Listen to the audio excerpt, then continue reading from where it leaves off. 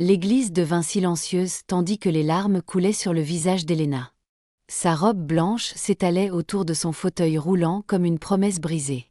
L'homme qui avait juré de l'aimer pour toujours se tenait maintenant droit au-dessus d'elle, le visage tordu par une cruelle résolution. « Je ne peux pas faire ça », annonça-t-il aux invités stupéfaits. « Je ne peux pas épouser quelqu'un comme elle. » Les mots restèrent suspendus dans l'air, empoisonnés, alors que le monde d'Elena volait en éclats devant l'autel. Elena avait toujours su que la vie n'était pas juste. Orpheline depuis sa plus tendre enfance et clouée dans un fauteuil roulant depuis sa naissance. Elle s'était battue pour chaque instant de bonheur au cours de ses 26 années. Trouver l'amour lui avait semblé un miracle, une chance d'avoir la famille qu'elle n'avait jamais eue. Mais maintenant, en ce qui aurait dû être le plus beau jour de sa vie, ce rêve s'effondrait sous ses yeux. Les invités du mariage bougèrent, mal à l'aise, des murmures parcourant l'église. Certains visages affichaient de la pitié, d'autres une fascination morbide pour le spectacle de son humiliation. Son fiancé, Marc, s'était reculé de son fauteuil roulant comme si son handicap pouvait être contagieux. La bague en diamant qu'il avait passée à son doigt 6 mois plus tôt lui semblait maintenant une chaîne, l'alliant à ce moment de trahison ultime. « Tu savais dans quoi tu t'engageais » murmura Elena, la voix brisée. « Tu avais dit que ça n'avait pas d'importance. »« Je me suis trompée » répliqua froidement Marc. « Je pensais pouvoir le supporter, mais je ne peux pas passer ma vie avec quelqu'un qui a autant de besoins. » Les portes de l'église s'ouvrirent brusquement. Un hoquet collectif traversa la foule tandis que des pas lourds résonnaient dans l'allée. Toutes les têtes se tournèrent vers l'entrée où une grande silhouette se découpait sur la lumière vive du jour extérieur. Même sans voir clairement son visage, une aura de danger indéniable l'enveloppait. Alors qu'il s'avançait dans la pénombre de l'église, beaucoup le reconnurent, et la peur suivit. Victor Rossi. Rien que ce nom suffisait à faire changer de trottoir en plein jour. Sa réputation de parrain le plus redouté de la ville n'était pas qu'une rumeur. Elle était écrite en lettres de sang dans les bas-fonds de la cité.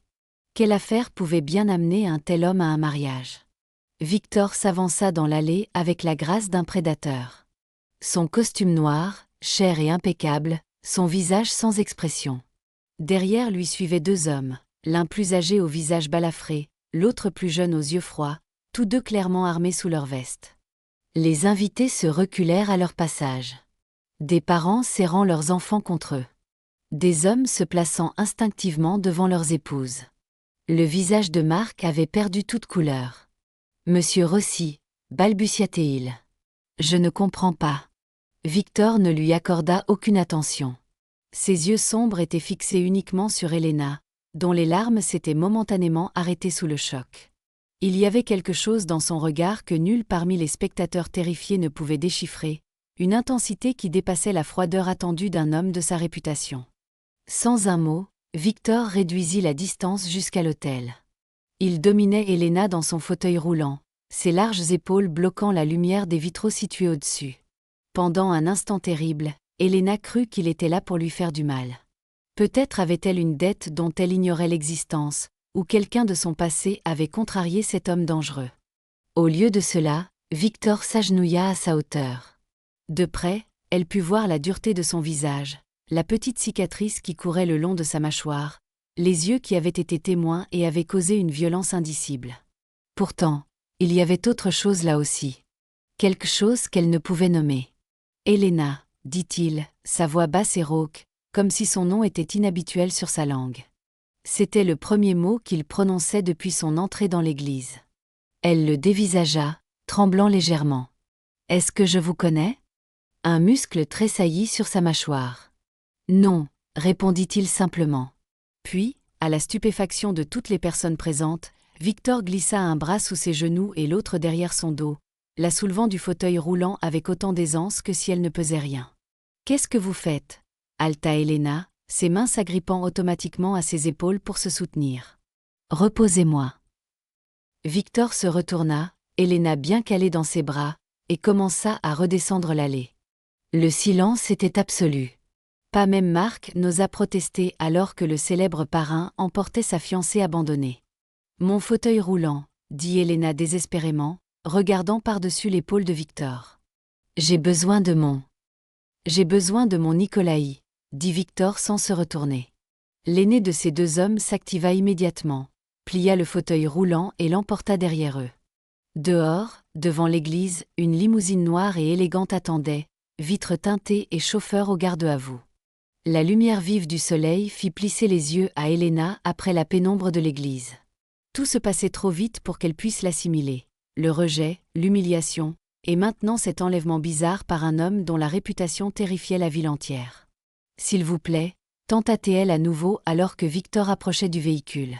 « Il doit y avoir une erreur. Je ne vous connais pas. Je ne vous dois rien. » Victor baissa enfin les yeux vers elle, son expression indéchiffrable. « Pas d'erreur, » dit-il simplement. Le plus jeune homme se précipita pour ouvrir la portière de la voiture, et Victor se pencha à l'intérieur, Helena toujours blottie contre sa poitrine. L'intérieur de la limousine était frais et sombre. Les sièges en cuir étaient doux sous elle lorsque Victor la déposa enfin. Sa robe de mariée se froissa autour d'elle, le tissu coûteux maintenant plissé et écrasé. Les deux hommes suivirent, plaçant son fauteuil roulant plié dans le coffre avant de se glisser sur les sièges en face d'eux. Les portières se refermèrent avec des bruits sourds et luxueux, la scellant à l'intérieur avec ses dangereux inconnus. « Vous ne pouvez pas simplement m'emmener, » dit Helena, sa voix plus forte maintenant que le choc laissait place à la colère. « C'est un enlèvement. Des gens vous ont vu. Toute l'église vous a vu. » Victor s'installa à côté d'elle, laissant un espace prudent entre eux. « Et qu'ont-ils fait » demanda-t-il doucement. La question la réduisit au silence. Elle avait vu les visages des invités, ses soi-disant amis et sa famille. Aucun d'eux n'avait bougé pour arrêter cet homme.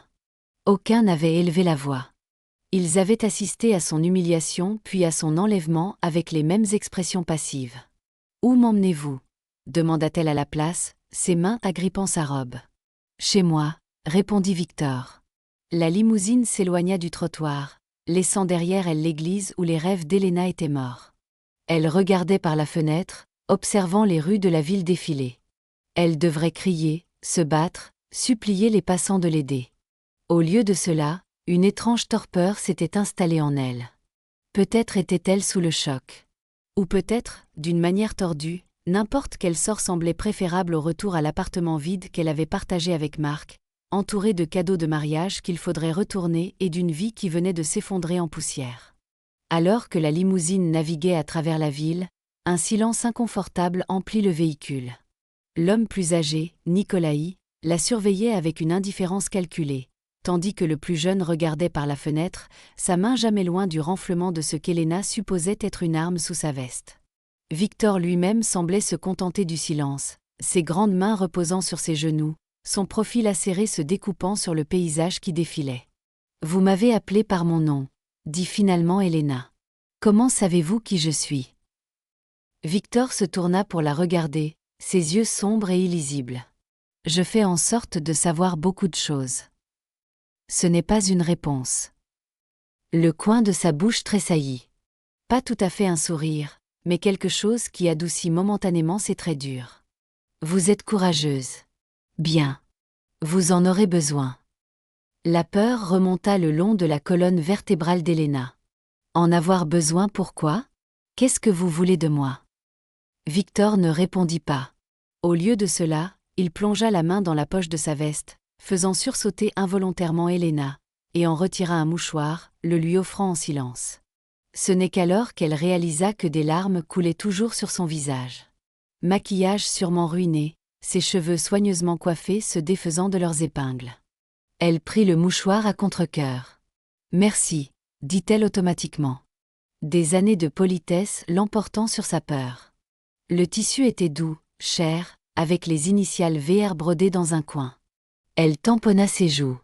L'absurdité de s'inquiéter de son apparence dans cette situation ne lui échappait pas. La ville laissa progressivement place à la banlieue, puis à des paysages plus ruraux.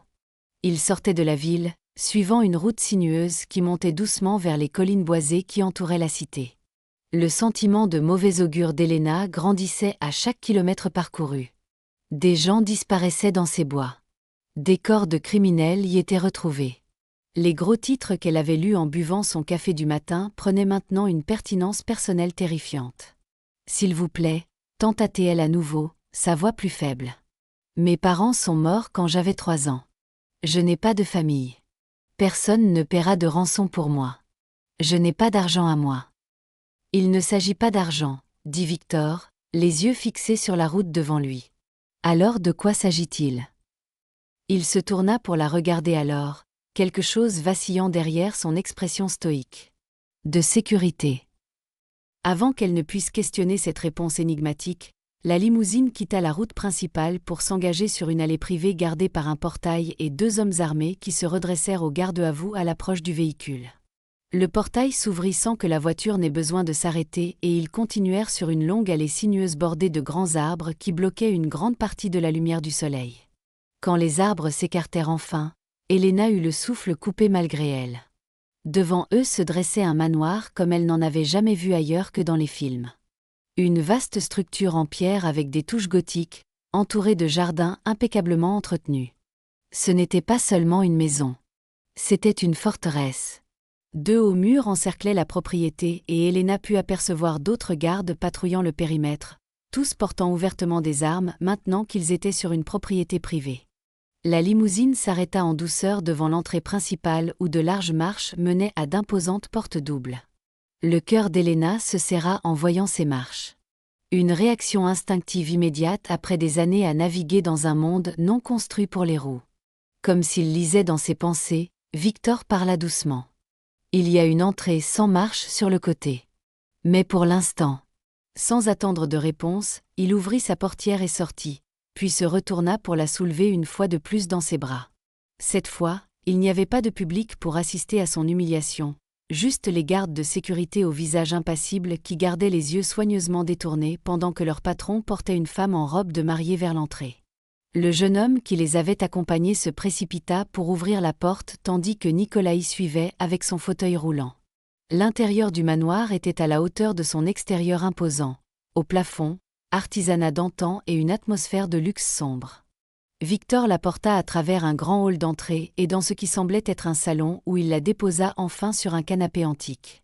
Sa robe de mariée s'étalait autour d'elle, le tissu blanc tranchant sur le profond bordeaux de la tapisserie. « Votre fauteuil roulant. » Victor fit un signe de tête vers Nicolas, qui le déplia et le positionna près du canapé. Le geste simple et pratique était étrangement réconfortant au milieu de la situation surréaliste. Au moins, il ne lui enlevait pas sa mobilité. « Monsieur Rossi » appela une voix féminine sévère depuis l'embrasure de la porte. Une femme d'une 60aine d'années se tenait là, ses cheveux argentés tirés en un chignon serré, sa posture rigide comme celle d'un soldat. Elle portait une simple robe noire et une expression désapprobatrice en observant la scène devant elle. Sophia la salua Victor d'un signe de tête. « Voici Elena. Elle va rester avec nous.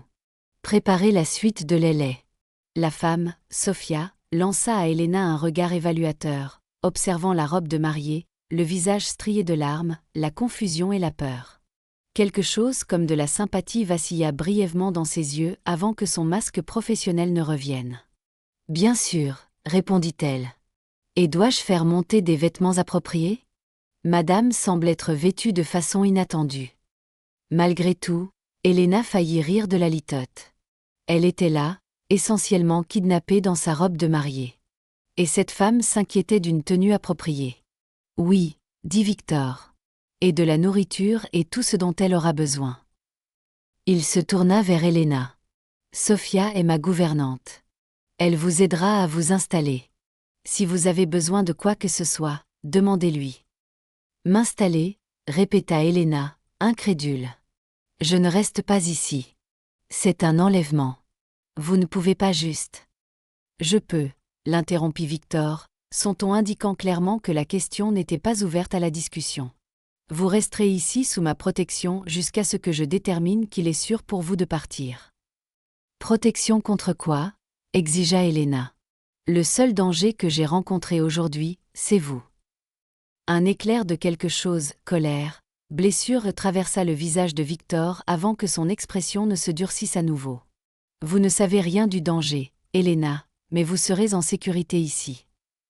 Il se tourna pour partir, puis s'arrêta dans l'embrasure de la porte. Sophia vous montrera vos appartements. C'est votre maison maintenant. Acceptez-le. Sur ce, il disparut, laissant Elena seule avec la sévère gouvernante et le poids écrasant de sa nouvelle réalité. Elle ne put retenir les nouvelles larmes qui coulèrent sur ses joues. Sofia soupira, sa posture rigide s'adoucissant légèrement. « Venez, mon enfant, » dit-elle, son accent devenant plus prononcé avec le ton plus doux. « Sortons-vous de cette robe et mettons-vous quelque chose de confortable, puis à manger. Les choses paraissent toujours mieux après avoir mangé. » Elena regarda son fauteuil roulant, puis la pièce inconnue autour d'elle. Hors de ses murs se trouvait un monde où elle avait été abandonnée à l'hôtel, humiliée devant tous ceux qu'elle connaissait. À l'intérieur se trouvait un homme dangereux aux intentions inconnues. Aucune des deux options n'offrait de réconfort. « Pourquoi suis-je ici ?» demanda-t-elle doucement à Sofia. « Que me veut-il » L'expression de la femme plus âgée resta neutre, mais ses yeux contenaient quelque chose qu'Elena ne pouvait pas tout à fait lire. « Ce n'est pas à moi de le dire, » répondit-elle. « Mais je peux vous dire ceci. Durant toutes mes années au service de M. Rossi, je ne l'ai jamais vu regarder quelqu'un comme il vous a regardé. »« Et comment était-ce » demanda amèrement Elena. « Comme une possession qu'il venait d'acquérir. » Sofia secoua lentement la tête. « Non, mon enfant. Comme un trésor qu'il craignait d'avoir perdu à jamais. » La première nuit d'Elena dans le manoir de Victor Rossi fut sans sommeil. Malgré la luxueuse chambre à coucher où Sofia l'avait conduite, une suite plus grande que tout l'appartement qu'elle avait partagé avec Marc, le confort lui échappait. Le lit était moelleux, les draps étaient en soie, mais chaque craquement et chaque bruit lointain la réveillait en sursaut. Quelque part dans cette énorme maison se trouvait un homme qui l'avait effectivement kidnappée, dont la réputation parlait de violence et de cruauté, dont le simple nom faisait trembler les gens de la ville. La lumière du matin filtrait à travers de lourds rideaux lorsque Sofia entra avec un plateau de petit déjeuner. La femme plus âgée avait aidé Elena à sortir de sa robe de mariée la veille au soir, lui fournissant un pyjama en soie qui lui allait étonnamment bien. Maintenant, elle apportait des vêtements frais avec la nourriture. « Monsieur Rossi les a fait livrer ce matin », expliqua Sofia, disposant une tenue simple mais élégante, un pantalon et un chemisier qui conviendraient bien à quelqu'un en fauteuil roulant. « Il a deviné votre taille. Si quelque chose ne va pas, nous pouvons le faire retoucher aujourd'hui. » Elena regarda les vêtements avec confusion. « Il a fait des courses pour moi ?» Les lèvres de Sofia tressaillirent dans ce qui aurait pu être de l'amusement. « Monsieur Rossi ne fait pas de courses. Il passe des appels téléphoniques. »« Mais oui, il s'est arrangé pour ceci. Il y en a d'autres dans le placard. » Elena se dirigea en fauteuil roulant vers le grand dressing et fut stupéfaite de le trouver partiellement rempli de vêtements, tous à sa taille, tous adaptés à ses besoins. Des robes conçues pour être élégantes en position assise, des pantalons sans poche arrière volumineuses, plusieurs paires de chaussures plates et à la mode. C'était le genre de garde-robe réfléchi et accessible qu'elle avait toujours souhaité pouvoir s'offrir. « Comment savait-il » murmura-t-elle. Sofia, arrangeant le plateau du petit déjeuner sur une petite table, haussa simplement les épaules. « Monsieur Rossi remarque des choses que les autres ne voient pas. Mangez votre petit déjeuner avant qu'il ne refroidisse. » La nourriture était délicieuse. Fruits frais, viennoiserie encore chaude du four. Café infusé exactement comme elle le préférait. Malgré sa situation, Elena se découvrit affamée après le traumatisme émotionnel de la veille. Pendant qu'elle mangeait, elle contemplait par la fenêtre les vastes terrains. Le manoir était encore plus grand qu'il n'y paraissait à l'arrivée, entouré de jardins qui laissaient place à une forêt dense.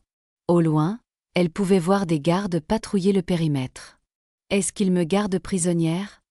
demanda-t-elle à Sofia, qui rangeait la pièce déjà impeccable. La gouvernante s'arrêta. « La sécurité n'est pas pour vous retenir, mon enfant. C'est pour empêcher les autres d'entrer. »« Les autres ? Qui ?» L'expression de Sofia se ferma. « Monsieur Rossi a des ennemis. Beaucoup d'ennemis. Et pourquoi devrais-je m'inquiéter de ses ennemis ? » « Parce que maintenant, ce sont aussi vos ennemis, » répondit simplement Sofia. Elle se dirigea vers la porte. « Quand vous serez prête, je vous ferai visiter. Ce sera plus facile si vous ne vous considérez pas comme une prisonnière. »« Alors, comment devrais-je me considérer ?» demanda amèrement Elena. Sofia réfléchit un instant. « Une invitée sous protection. » Laissée seule, Elena s'habilla avec les nouveaux vêtements, qui lui allaient parfaitement. Elle se brossa les cheveux, se lava le visage et tenta de rassembler ses pensées éparses. Elle devait réfléchir clairement. S'échapper semblait impossible. Même si elle parvenait d'une manière ou d'une autre à déjouer les gardes, le manoir était isolé, entouré de bois. Dans son fauteuil roulant, elle n'irait pas loin. Une approche plus raisonnable serait de convaincre Victor Rossi de la laisser partir. Mais pour cela, elle devait comprendre pourquoi elle était là en premier lieu. Quel intérêt possible un célèbre parrain de la mafia pouvait-il avoir pour elle? Sofia revint et passa la matinée à faire visiter à Elena les parties du manoir auxquelles elle aurait accès. C'était comme visiter un petit musée, des pièces remplies d'art et d'antiquités, une bibliothèque avec des livres du sol au plafond, une véranda avec des plantes exotiques. La gouvernante indiqua quelles entrées avaient des rampes à côté de leurs marches, quels couloirs étaient les plus larges, quelles pièces avaient été subtilement modifiées pour accueillir son fauteuil roulant. Encore une fois, Elena fut frappée par le niveau de réflexion qui avait présidé à la préparation de son arrivée. Depuis combien de temps planifie-t-il cela? Demanda-t-elle à Sofia alors qu'elles entraient dans un solarium baigné de lumière matinale où une table était dressée pour le déjeuner. Planifier quoi, mon enfant? M'amener ici. Ces aménagements, ils n'ont pas été faits du jour au lendemain. L'expression de Sofia ne révéla rien. Monsieur Rossi possède cette maison depuis de nombreuses années. Les aménagements, comme vous les appelez, ont toujours été là. Avant qu'Elena ne puisse approfondir la question, les portes du solarium s'ouvrirent et Victor lui-même entra. Il paraissait différent à la lumière du jour, pas moins dangereux, mais en quelque sorte plus humain. Il portait une simple chemise blanche aux manches retroussées, révélant des avant-bras musclés marqués de quelques petites cicatrices. Ses cheveux sombres étaient légèrement humides, comme s'il venait de prendre une douche. « Vous êtes réveillé, dit-il, sa voix profonde emplissant l'espace entre eux. « Bien. J'espère que vous avez bien dormi. » L'absurdité de cette question polie, après l'avoir essentiellement kidnappée, fit craquer quelque chose en Elena. « Bien dormi ?» répéta-t-elle, incrédule. « Vous m'arrachez à mon mariage. » Un mariage qui était déjà terminé, l'interrompit froidement Victor. Où souhaitiez-vous rester et continuer à être humiliée? Elena tressaillit comme s'il l'avait frappée. Le souvenir du rejet de Marc était encore vif, une blessure vieille de quelques heures à peine. Ce n'était pas à vous de prendre cette décision, dit-elle, sa voix plus faible maintenant. Vous n'en aviez pas le droit. Victor tira une chaise à table, s'asseyant en face d'elle. Sofia disparut discrètement, les laissant seuls. Peut-être pas, concéda-t-il, surprenant Elena. Mais c'est fait. Vous êtes ici maintenant. En sécurité. En sécurité contre quoi? Vous n'arrêtez pas de dire ça, mais vous n'expliquez pas quel danger je suis censé courir. La machoire de Victor se crispa. Le monde est plein de dangers pour quelqu'un comme vous. Quelqu'un comme moi.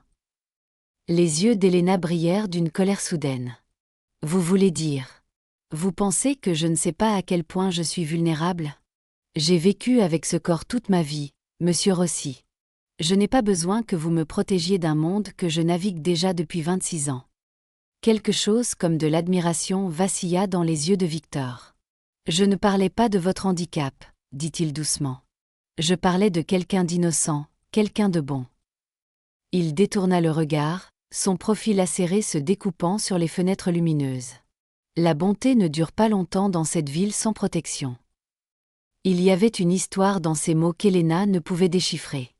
Un poids d'expérience qui fit faiblir sa colère. Avant qu'elle ne puisse répondre, Sofia revint avec le déjeuner. Un repas léger composé de soupe et de sandwichs qui, dans des circonstances normales, aurait été délicieux. Ils mangèrent dans un silence inconfortable, Victor la regardant occasionnellement comme pour vérifier qu'elle mangeait réellement. La domesticité de la scène était surréaliste. Partager un repas avec un homme dont la réputation suggérait qu'il avait probablement tué des gens avec les mêmes mains qui tenaient maintenant soigneusement une cuillère à soupe. « Les vêtements vous vont bien, observa-t-il finalement. Avez-vous besoin d'autre chose? Elena posa sa cuillère. J'ai besoin de savoir pourquoi je suis ici. De vraies réponses, pas des commentaires énigmatiques sur la sécurité et la protection. Victor l'étudia un long moment, ses yeux sombres illisibles. Vous êtes ici parce que vous n'avez nulle part où aller, dit-il finalement. Votre fiancé vous a abandonné. Vous n'avez pas de famille. Vos amis sont restés là à regarder pendant que vous étiez humilié. Sa voix était neutre, pas cruelle, mais les mots piquèrent néanmoins. Ici, vous avez la sécurité, le confort, tout ce que vous pourriez vouloir, sauf la liberté, souligna Helena. La liberté de faire quoi? Retourner dans un appartement vide, affronter la pitié et les murmures? Il se pencha légèrement en avant. Restez. Donnez-lui du temps. Quand les choses se calmeront, nous pourrons discuter de votre avenir. Ce n'était pas vraiment une demande, et ils le savaient tous les deux. Victor Rossi n'était pas un homme habitué à être refusé. Pourtant, quelque chose dans son ton n'était pas aussi dur que ses mots. Il y avait une note sous-jacente qui sonnait presque comme une supplication. Une semaine, dit soudain Helena, se surprenant autant que lui. Je resterai une semaine sans essayer de partir ou d'appeler la police. Mais vous devez être honnête avec moi. Plus de réponses vagues. Les sourcils de Victor se haussèrent légèrement, ne s'attendant manifestement pas à une négociation. Après un moment, il acquiesça. Une semaine. Mais certaines questions, je ne peux pas y répondre. Pas encore. C'était une étrange concession de la part d'un homme qui pouvait simplement la forcer à rester indéfiniment. Helena ne comprenait pas sa volonté de compromis, mais elle saisit l'occasion. Première question. Comment me connaissez-vous? Nous ne nous sommes jamais rencontrés, mais vous connaissiez mon nom à l'église. Un muscle tressaillit sur la mâchoire de Victor. Je fais en sorte de savoir beaucoup de choses sur cette ville et ses habitants. Ce n'est pas une réponse, insista Helena. Pourquoi moi spécifiquement? Je ne suis personne d'important. L'expression de Victor s'adoucit presque imperceptiblement. Vous êtes importante, dit-il doucement. Avant qu'elle ne puisse questionner cela, il se leva brusquement. J'ai des affaires à régler. Sophia s'occupera de tout ce dont vous aurez besoin. La maison et les terrains sont à vous pour explorer, sauf l'aile ouest. Cette zone est privée. Les restrictions à la barbe bleue envoyèrent un frisson le long de la colonne vertébrale d'Helena. Qu'y a-t-il dans l'aile ouest? Mes bureaux. Affaires. Son ton indiqua clairement que le sujet était clos. Le dîner est à 19h. J'apprécierais votre compagnie si vous vous en sentez capable. Sur ce, il partit, laissant Helena avec plus de questions que de réponses et l'étrange sentiment que sous son extérieur contrôlé, Victor Rossi était un homme en guerre avec lui-même. Le reste de la journée passa lentement alors qu'Helena explorait le manoir, en partie par curiosité et en partie à la recherche d'indices pour comprendre sa situation. L'endroit était immense, avec des couloirs qui semblaient serpenter sur eux-mêmes et des pièces dont elle ne pouvait pas toujours déterminer l'usage. Malgré l'avertissement de Victor, elle se sentit attirée par l'aile ouest interdite, roulant son fauteuil roulant silencieusement dans le couloir qui menait à cette section de la maison. Elle ne prévoyait pas d'y entrer réellement, juste de voir ce qui était si privé que cela justifiait une interdiction spécifique.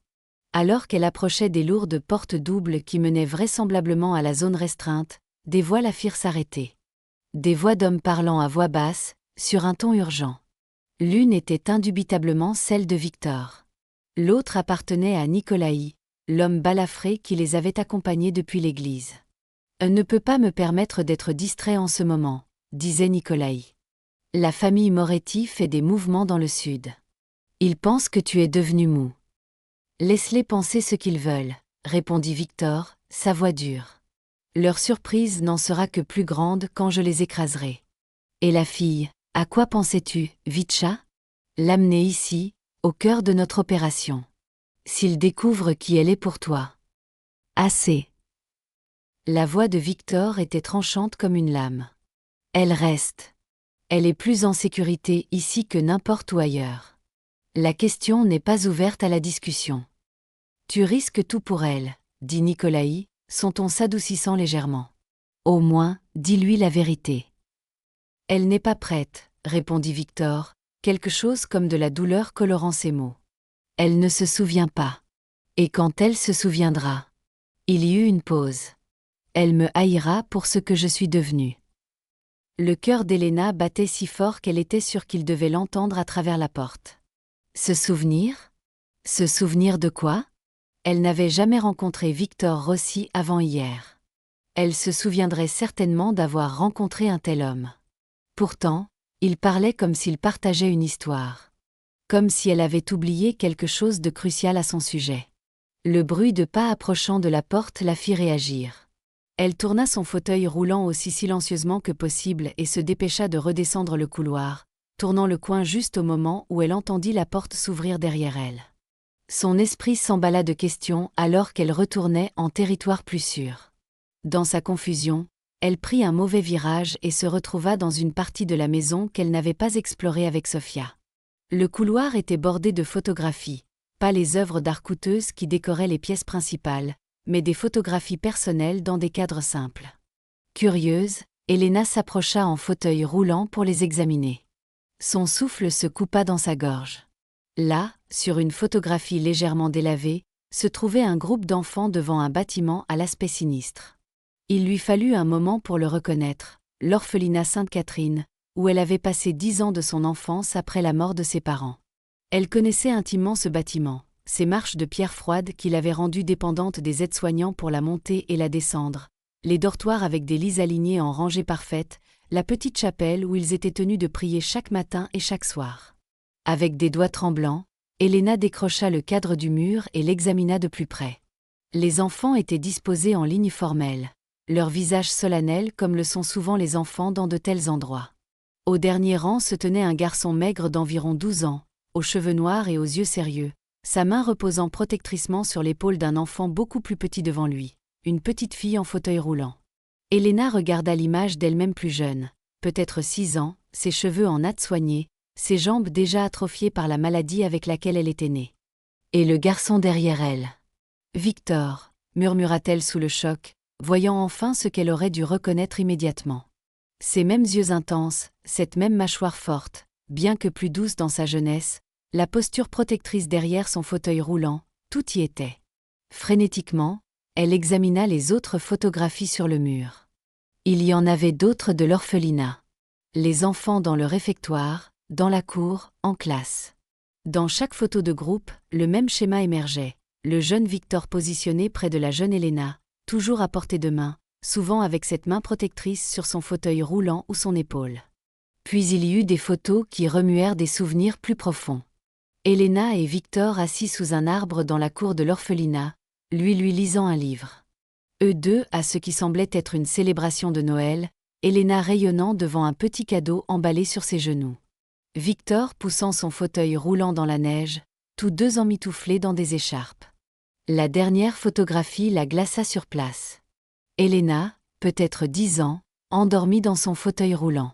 Et à côté d'elle, l'adolescent Victor, plus maigre mais commençant à montrer la force qu'il posséderait plus tard, la regardant avec une expression d'une telle tendre sollicitude qu'elle fit monter les larmes aux yeux de l'Elena adulte. Comment avait-elle pu l'oublier? Ce garçon qui avait clairement été son protecteur, son ami, peut-être son seul allié dans cette enfance froide et institutionnelle.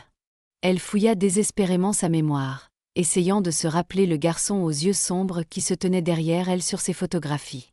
Des fragments lui revinrent, une voix lisant des histoires quand elle avait peur la nuit, des bras forts la soulevant quand les aides-soignants ne prenaient pas la peine, une présence féroce qui empêchait les autres enfants de la taquiner. Mais le visage restait flou dans sa mémoire, comme caché derrière un verre dépoli. Vous n'étiez pas censé trouver ça. La voix de Victor vint de derrière elle, lui faisant presque lâcher le cadre qu'elle tenait. Elle tourna son fauteuil roulant pour lui faire face, la photographie toujours serrée dans ses mains. Pourquoi m'avez-vous caché ça? Nous nous connaissions à Sainte-Catherine. Vous étiez. Elle peina à trouver les mots. Vous me protégiez. Le visage de Victor était inhabituellement vulnérable alors qu'il regardait la photographie qu'elle tenait. Oui, dit-il simplement. Mais je ne me souviens pas de vous. Pas clairement. Comment est-ce possible? Ces photos. Elle fit un geste vers le mur de photographie. Nous avons passé des années ensemble. Il s'approcha, prudemment, prit le cadre de ses mains et le remit à sa place sur le mur. Il vous donnait des médicaments à l'orphelinat. Pour la douleur, disait-il. Mais ça affectait votre mémoire. Ça rendait les contours flous. Et plus tard, il valait mieux que vous m'oubliez. Mieux? Comment pourrait-il être mieux d'oublier quelqu'un qui, de toute évidence, se souciait de moi? La voix d'Elena monta, pleine de confusion et de douleur. Pourquoi ne me l'avez-vous pas dit quand vous m'avez vue à l'église? Pourquoi cette mascarade d'étranger? L'expression de Victor se durcit, la vulnérabilité disparaissant derrière son masque habituel. Parce que nous sommes des étrangers maintenant. Le garçon sur ces photographies n'existe plus. Ce qui reste n'est pas quelqu'un dont vous devriez vous souvenir avec tendresse. C'est à moi d'en décider, insista Elena. Vous me devez la vérité. Toute la vérité. Pendant un instant, elle crut qu'il pourrait refuser, qu'il pourrait se retrancher derrière l'autorité froide qu'il portait si confortablement. Au lieu de cela, il soupira, l'air soudain las. « Venez, dit-il. Si vous voulez la vérité, je vous montrerai où tout a commencé. » Victor conduisit Elena à travers le manoir jusqu'à une pièce qu'elle n'avait pas encore vue. Un petit bureau aux murs tapissés de livres et un bureau en bois sombre. Contrairement à la grande bibliothèque qu'elle avait visitée plus tôt, cet espace semblait privé, personnel. Il lui fit signe d'entrer, puis ferma la porte derrière eux. D'un tiroir du bureau, il sortit une boîte en cuir usé. Ses mains, des mains dont Elena réalisait maintenant qu'elles avaient orchestré la violence, peut-être même la mort, étaient étonnamment douces en l'ouvrant. À l'intérieur se trouvaient des objets qui coupèrent le souffle à Elena. Un ruban délavé qu'elle reconnut comme ayant appartenu à ses cheveux, un petit oiseau en bois sculpté, plusieurs papiers pliés couverts d'une écriture enfantine, et au fond, un simple bracelet fait de ficelles tressées. « Vous avez gardé ça, murmura-t-elle. Toutes ces années. » L'expression de Victor resta gardée, mais ses yeux contenaient quelque chose comme de la douleur alors qu'il regardait la collection d'humbles trésors. « C'était tout ce que j'ai pris quand j'ai quitté Sainte-Catherine. » Il ramassa le bracelet. Les ficelles colorées étaient délavées par l'âge. « Vous m'avez fait ça pour mon 14e anniversaire. Vous avez dit que ça me protégerait. » Elena regarda le bracelet, un souvenir refaisant surface comme une bulle crevant la surface de l'eau. Elle l'avait fait en secret, y travaillant la nuit quand les autres enfants dormaient, déterminée à lui donner quelque chose de spécial parce qu'il l'avait toujours protégée, s'était toujours assurée qu'elle avait assez à manger, l'avait toujours portée dans les escaliers quand ses bras étaient trop fatigués pour se débrouiller avec les béquilles qu'on la forçait parfois à utiliser, pour son bien. « Vitcha », dit-elle soudain, le surnom d'enfance lui venant aux lèvres sans y penser. « C'est comme ça que je vous appelais. Pas Victor, Vitcha. » Ses yeux s'écarquillèrent légèrement à ce nom, un nom, réalisa Elena, que personne ne l'avait appelé depuis très longtemps. « Oui, » dit-il doucement. « Personne ne m'a appelé comme ça depuis. » « Depuis que vous êtes parti, » termina Elena pour lui. « Vous avez disparu. Un jour vous étiez là, et puis... » Elle fronça les sourcils, essayant de reconstituer les souvenirs fragmentés. « Ils m'ont dit que vous vous étiez enfui. Que vous aviez abandonné l'orphelinat. » Mavis abandonné. La machoire de Victor se crispa. Ils ont menti. Alors que s'est-il passé? Exigea Elena. Pourquoi m'avez-vous laissé seule là-bas? Il mit la boîte de côté et se dirigea vers la fenêtre pour regarder dehors, lui tournant le dos, les mains jointes derrière lui. J'avais 14 ans, commença-t-il, sa voix distante comme s'il racontait l'histoire de quelqu'un d'autre. Le directeur de Sainte-Catherine, le père Mal. Vous vous souvenez de lui? Elena acquiesca. Bien que Victor ne pût voir le geste, elle se souvenait de l'homme sévère et froid qui dirigeait l'orphelinat comme une prison. Il avait des arrangements avec certains hommes de la ville, continua Victor. Des hommes qui cherchaient de jeunes garçons à employer. Sa voix se durcit. Des garçons dont personne ne remarquerait l'absence. Des garçons sans famille pour poser des questions. La main d'Elena vola à sa bouche alors qu'elle comprenait l'implication. Il vendait des enfants.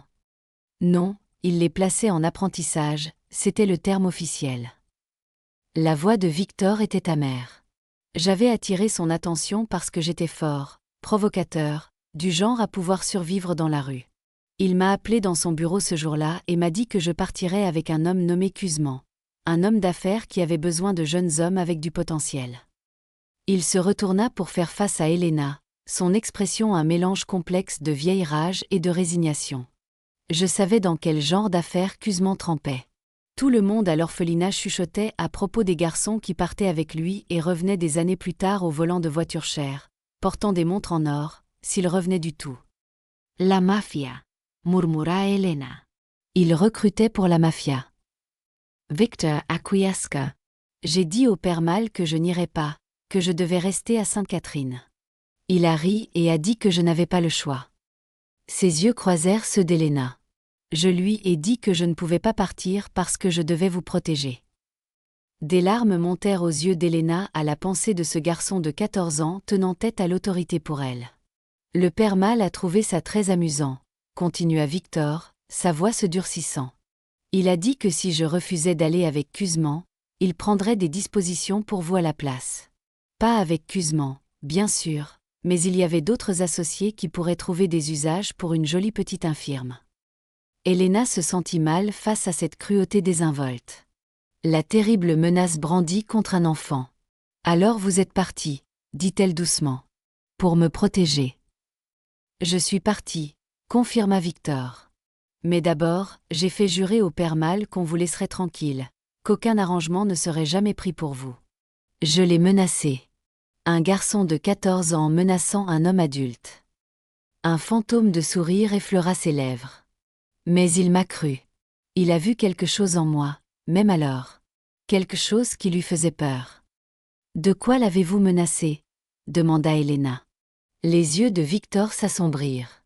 Je lui ai dit que s'il vous arrivait quoi que ce soit, si vous étiez blessé ou envoyé ailleurs, je reviendrai un jour et je brûlerai Sainte-Catherine jusqu'aux fondations, avec lui à l'intérieur. La froide certitude dans sa voix envoya un frisson le long de la colonne vertébrale d'Elena. Elle ne doutait pas que le Victor enfant avait pensé chaque mot, tout comme l'homme devant elle serait capable d'exécuter une telle menace maintenant. « Alors vous êtes parti pour me sauver, dit-elle doucement. Mais pourquoi ne me l'avez-vous pas dit ? Pourquoi m'avoir laissé croire que vous m'aviez abandonné ? La douleur vacilla sur le visage de Victor. J'avais 14 ans, Elena, on m'emmenait travailler pour l'une des familles criminelles les plus dangereuses de la ville. Que aurais-je dû vous dire ? Que j'allais devenir un criminel pour vous garder en sécurité. Que je ne vous reverrais peut-être jamais. Il secoua la tête. Il valait mieux que vous m'oubliiez. Mieux que vous me détestiez d'être parti plus tôt que de connaître la vérité.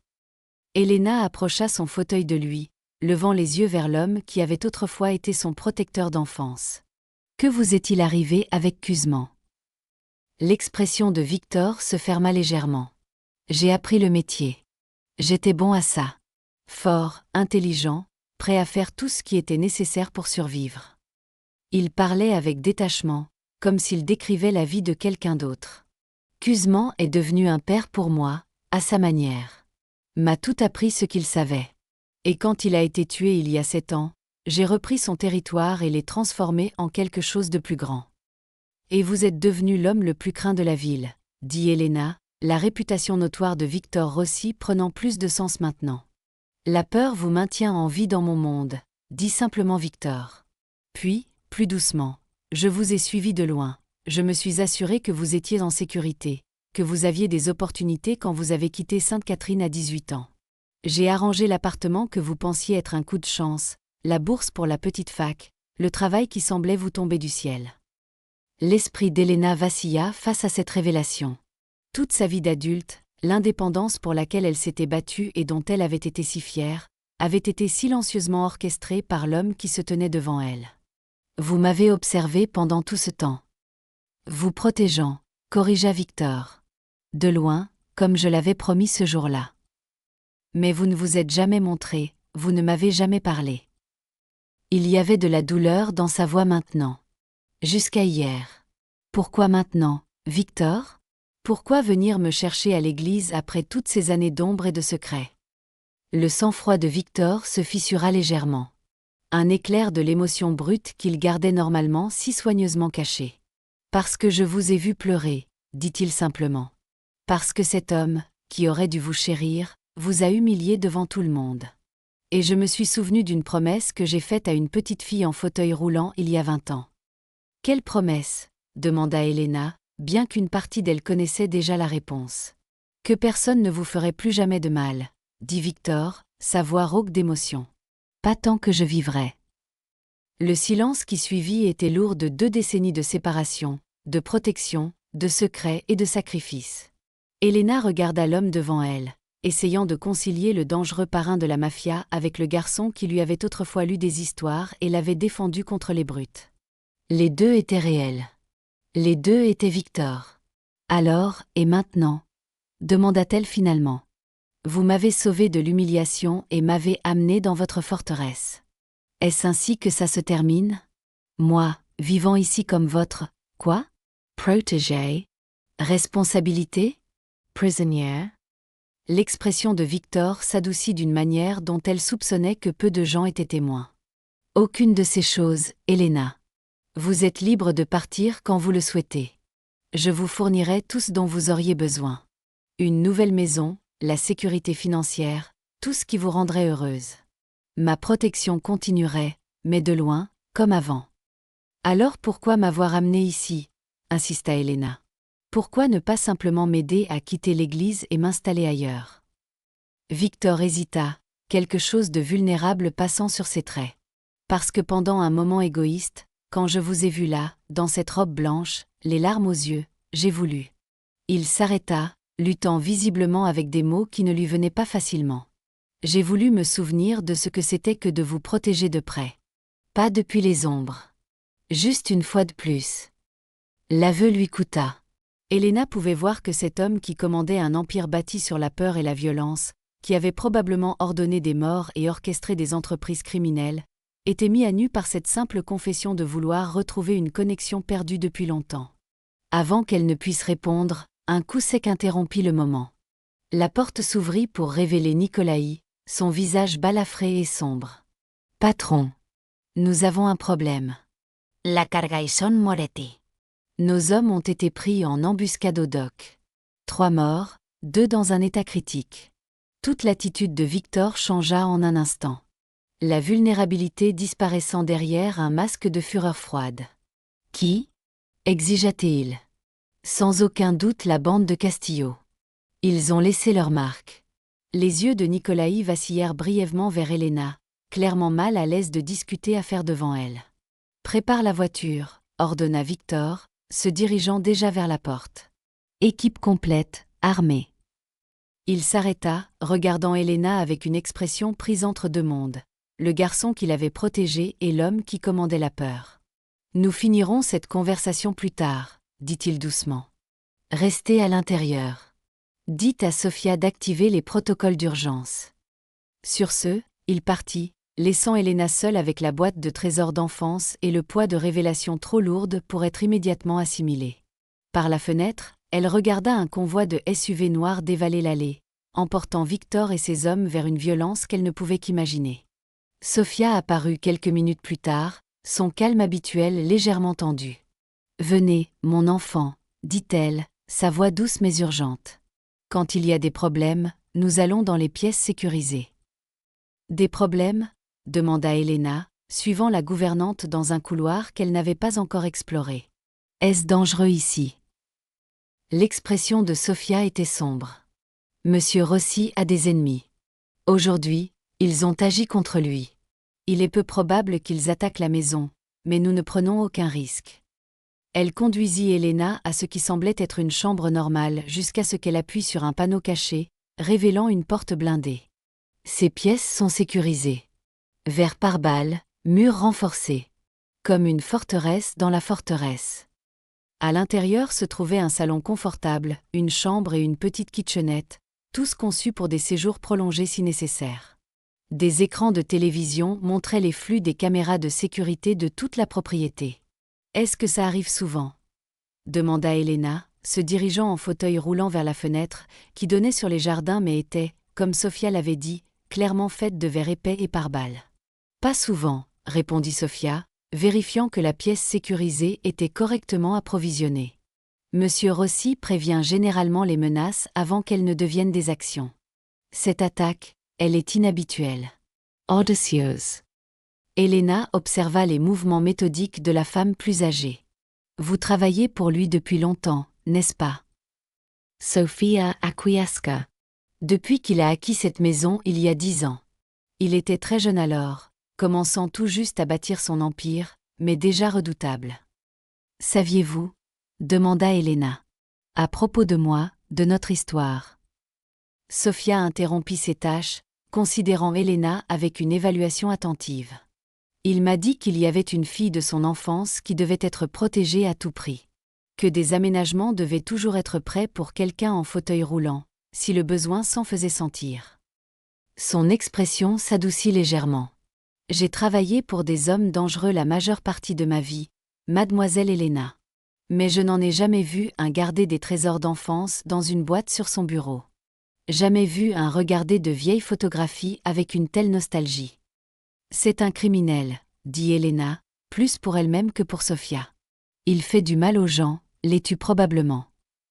Oui, répondit simplement Sofia. Il est ces choses-là. Mais il est aussi le garçon qui vous a protégé. Les deux sont vrais. Des heures passèrent sans nouvelles de Victor. Elena regardait les flux de sécurité, voyant les gardes patrouiller la propriété avec une vigilance accrue, les armes visibles maintenant. Sofia apporta de la nourriture et tenta de la distraire par la conversation. Mais les pensées d'Elena restaient fixées sur Victor, sur le garçon dont elle se souvenait à peine, et sur l'homme dangereux qu'il était devenu.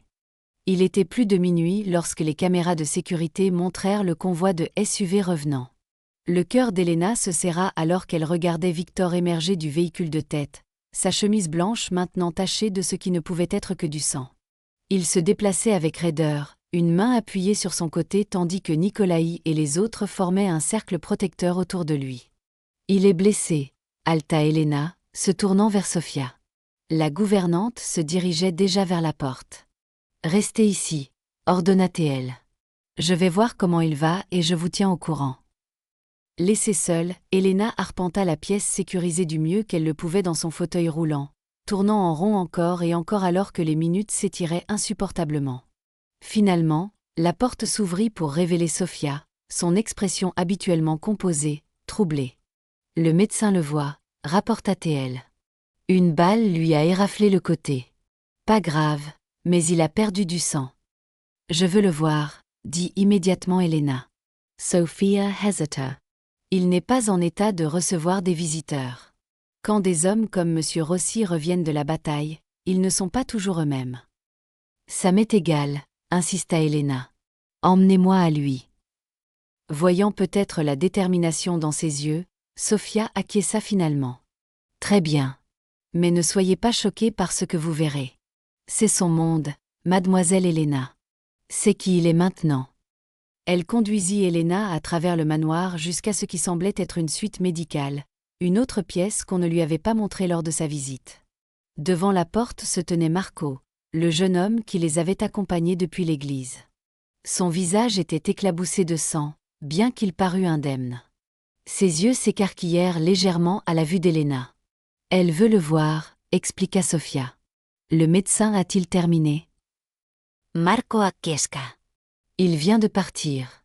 Le patron est d'humeur massacrante. Il ne veut pas prendre les analgésiques. Sofia soupira comme si c'était une bataille familière. Bien sûr que non. Têtue comme toujours. Elle se tourna vers Elena. J'attendrai ici. Appelez si vous avez besoin de moi. Elena prit une profonde inspiration et poussa la porte. La pièce au-delà était d'une clarté clinique, équipée comme une petite salle d'urgence. Victor était assis torse nu sur une table d'examen, son torse musclé marqué de vieilles cicatrices et d'échymoses fraîches. Un bandage blanc était enroulé autour de ses côtes inférieures, une petite tache de rouge suintant à travers. Ses jointures étaient à vif et ensanglantées, son visage arborant une coupure au-dessus d'un sourcil. Il leva les yeux lorsqu'elle entra, la surprise remplaçant brièvement la fureur froide dans ses yeux. « Vous ne devriez pas être ici, » dit-il, sa voix rauque de douleur et de quelque chose de plus sombre. « Pas quand je suis comme ça. » Elena s'approcha en fauteuil roulant, observant les preuves de violence sur son corps. C'était la réalité de sa vie, le coup physique du chemin qu'il avait choisi, ou qui avait été choisi pour lui, à 14 ans. « Que s'est-il passé » demanda-t-elle doucement. Fin du chapitre 2. Le rire de Victor fut dur, sans humour. « Des affaires, répondit-il. Un concurrent pensait que j'étais distrait, vulnérable. Ils se sont trompés. » Ses yeux brillaient d'une lueur dangereuse. Ils ne referont plus cette erreur. L'implication était claire, et Elena sentit un frisson à la référence désinvolte à ce qui avait dû être une violence brutale. « Vous êtes blessé, dit-elle à la place, se concentrant sur la préoccupation immédiate. « Ce n'est rien, rejeta Victor, bien que sa posture rigide trahît la douleur qu'il ressentait. Une égratignure. Elena s'approcha encore plus, s'arrêtant directement devant lui. De sa position assise dans le fauteuil roulant, elle devait lever les yeux pour croiser son regard. « Cela fait 20 ans que vous me protégez, dit-elle doucement. Peut-être qu'il est temps que quelqu'un s'occupe un peu de vous. » Quelque chose de vulnérable vacilla dans les yeux de Victor avant qu'il ne puisse le masquer. « Je n'ai pas besoin qu'on s'occupe de moi. »« Tout le monde en a besoin, » répondit simplement Elena. Elle attrapa un chiffon propre sur le plateau médical voisin, l'humidifia et commença doucement à nettoyer le sang séché de ses jointures. Il tressaillit au contact, non pas de douleur, mais de la douceur. Comme si la gentillesse était plus difficile à supporter que la violence. « Pourquoi faites-vous ça ?» demanda-t-il, la regardant soigner ses blessures avec un mélange de confusion et d'émotion contenue. Elena continua ses soins attentifs, passant de ses mains à la coupure au-dessus de son sourcil. « Parce qu'il y a 20 ans, un garçon nommé Vitcha nettoyait mes égratignures quand je tombais de mon fauteuil roulant, dit-elle doucement. Parce qu'il me lisait des histoires quand j'avais peur et s'assurait que j'avais assez à manger et menaçait de brûler un orphelinat si quelqu'un me faisait du mal. » Victor resta immobile sous son contact, sa respiration mesurée. « Ce garçon n'existe plus, Elena. »« Non, » le contredit-elle doucement. « Il est ici. Blessé, dangereux et changé, mais tenant toujours sa promesse. » Elle mit le chiffon de côté et leva les yeux vers lui. Le regarda vraiment, l'homme qu'il était devenu. « Je me souviens maintenant. Pas de tout, mais assez. Je me souviens de m'être senti en sécurité quand vous étiez près. Je me souviens avoir pleuré pendant des jours après votre disparition. » Le sang-froid de Victor se fractura légèrement, une douleur qui n'avait rien à voir avec ses blessures physiques traversant ses traits. « Je n'ai jamais voulu vous quitter, » admit-il, sa voix à peine audible. « Vous étiez la seule chose pure dans ma vie. »« Et maintenant ?» demanda Elena. « Que suis-je pour vous maintenant, Victor ?» Ses yeux sombres rencontrèrent les siens, une vérité nue en eux pour peut-être la première fois depuis son arrivée. « Tout, » dit-il simplement. « La raison de tout ça. Chaque chose terrible que j'ai faite, chaque vie que j'ai prise, chaque empire que j'ai bâti. C'était pour devenir assez puissant pour que personne ne puisse plus jamais vous menacer. Pour devenir quelqu'un qui pourrait vous protéger complètement, même de loin. » Le poids de sa confession resta suspendu dans l'air entre eux. 20 ans de violence et de pouvoir, revenant tous à une promesse faite à une petite fille en fauteuil roulant. « Je n'ai jamais demandé ce sacrifice, » murmura Elena. « Ce n'était pas un sacrifice, » répondit Victor, sa voix retrouvant de la force. « C'était un choix. Mon choix. Et je le referai. » Elena leva la main, hésitant juste un instant avant de toucher doucement son visage. Sentant la barbe naissante le long de sa mâchoire. Il devint complètement immobile au contact, comme un animal sauvage peu habitué aux manipulations douces. « Vous m'avez protégé toutes ces années, » dit-elle. « Mais qui vous a protégé, Vitcha ? Qui a soigné vos blessures et vous a gardé en sécurité ?» Quelque chose se brisa dans le contrôle soigneusement maintenu de Victor. Il ferma brièvement les yeux, s'appuyant très légèrement sur son contact. « Personne, » répondit-il. « Ce n'est pas comme ça que mon monde fonctionne. »« Peut-être que votre monde a besoin de changer, » suggéra doucement Elena. Victor ouvrit les yeux, un soupçon de sa dureté antérieure revenant. « Mon monde est ce qui vous maintient en sécurité. Ce qui s'est passé aujourd'hui, c'est la réalité de la protection que je fournis. Des hommes sont morts. Je les ai tués. Cela ne change pas parce que vous vous souvenez d'un garçon qui vous lisait des histoires. »« Je sais ça, » dit Elena, retirant sa main. « Je ne suis pas assez naïve pour penser que vous allez soudainement abandonner la vie que vous avez bâtie.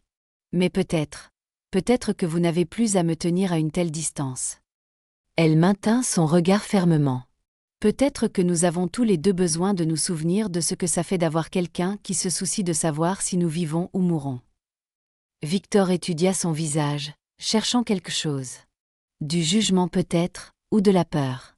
Ne trouvant ni l'un ni l'autre, il sembla prendre une décision. « Restez, » dit-il simplement. Pas comme prisonnière ou pupille.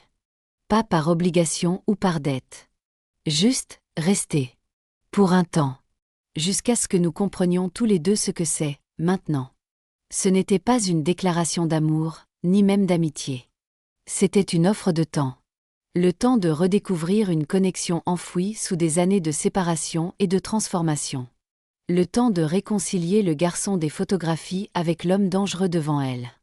Le temps de décider s'il y avait une place dans sa vie pour Victor Rossi, pas seulement comme un protecteur de l'ombre, mais comme quelque chose de plus tangible. Je resterai, accepta doucement Elena. Pour un temps. Un soulagement vacilla sur le visage de Victor, rapidement masqué par son contrôle habituel. Mais Elena l'avait vu, avait vu la vulnérabilité sous l'armure de violence et de pouvoir.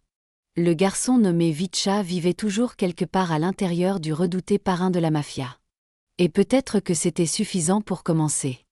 Les jours qui suivirent établirent un étrange nouveau rythme dans le manoir.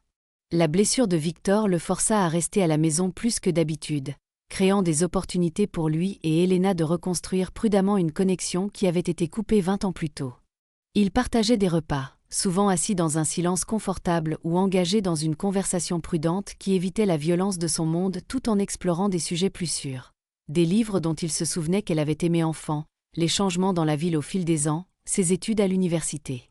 Elena découvrit que sous sa réputation redoutable, Victor possédait une intelligence vive et une connaissance inattendue de la littérature, de l'art et de l'histoire, autodidacte grâce à une lecture vorace. Il expliqua que dans sa position, paraître cultivé et éduqué était aussi important que paraître dangereux. Mais Elena sentit que c'était plus qu'une simple apparence. Il recherchait véritablement la connaissance, peut-être comme un moyen de s'élever au-dessus de ces circonstances violentes. De son côté, Victor semblait tracer une ligne prudente entre ses affaires et son temps avec Elena. Il disparaissait toujours pendant des heures dans son bureau de l'aile ouest, émergeant parfois avec cette dureté froide dans les yeux qui parlait de décisions difficiles et d'ordres brutaux.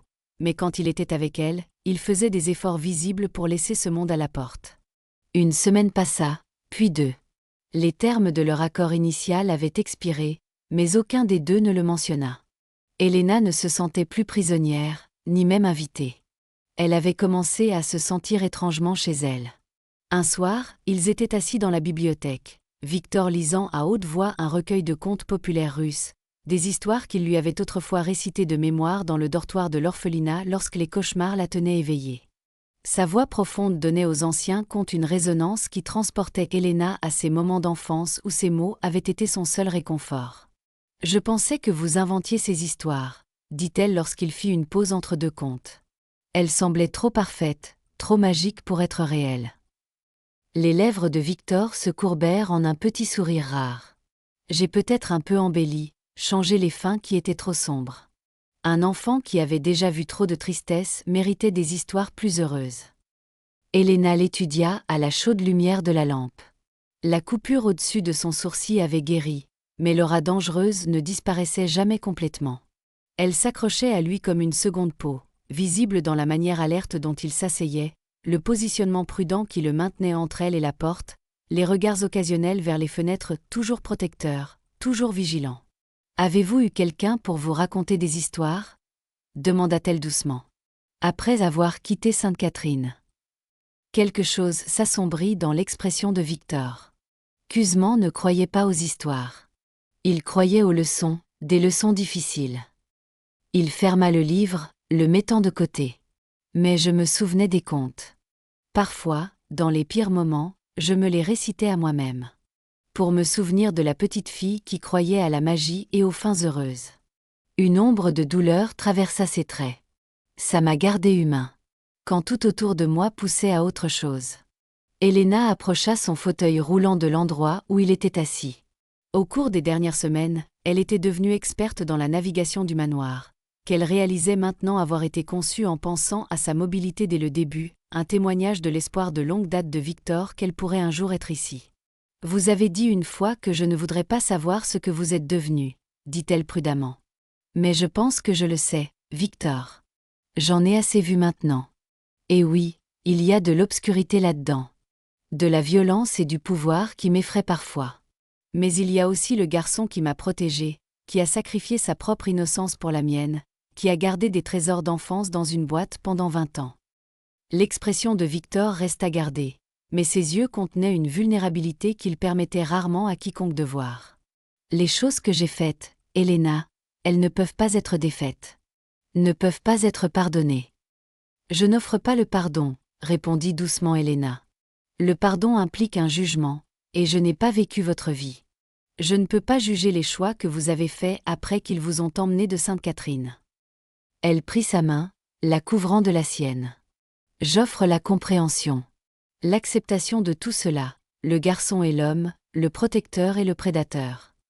Victor baissa les yeux sur leurs mains jointes, sa main plus grande restant parfaitement immobile sous son contact, comme s'il craignait que tout mouvement ne la fasse se retirer. « Pourquoi » demanda-t-il, sa voix rauque d'émotion contenue. « Pourquoi accepteriez-vous une partie de ça, de moi » La réponse d'Elena fut simple. « Parce que vous n'avez jamais cessé de me voir comme entière. Pas brisée ou pitoyable ou ayant besoin d'être réparée.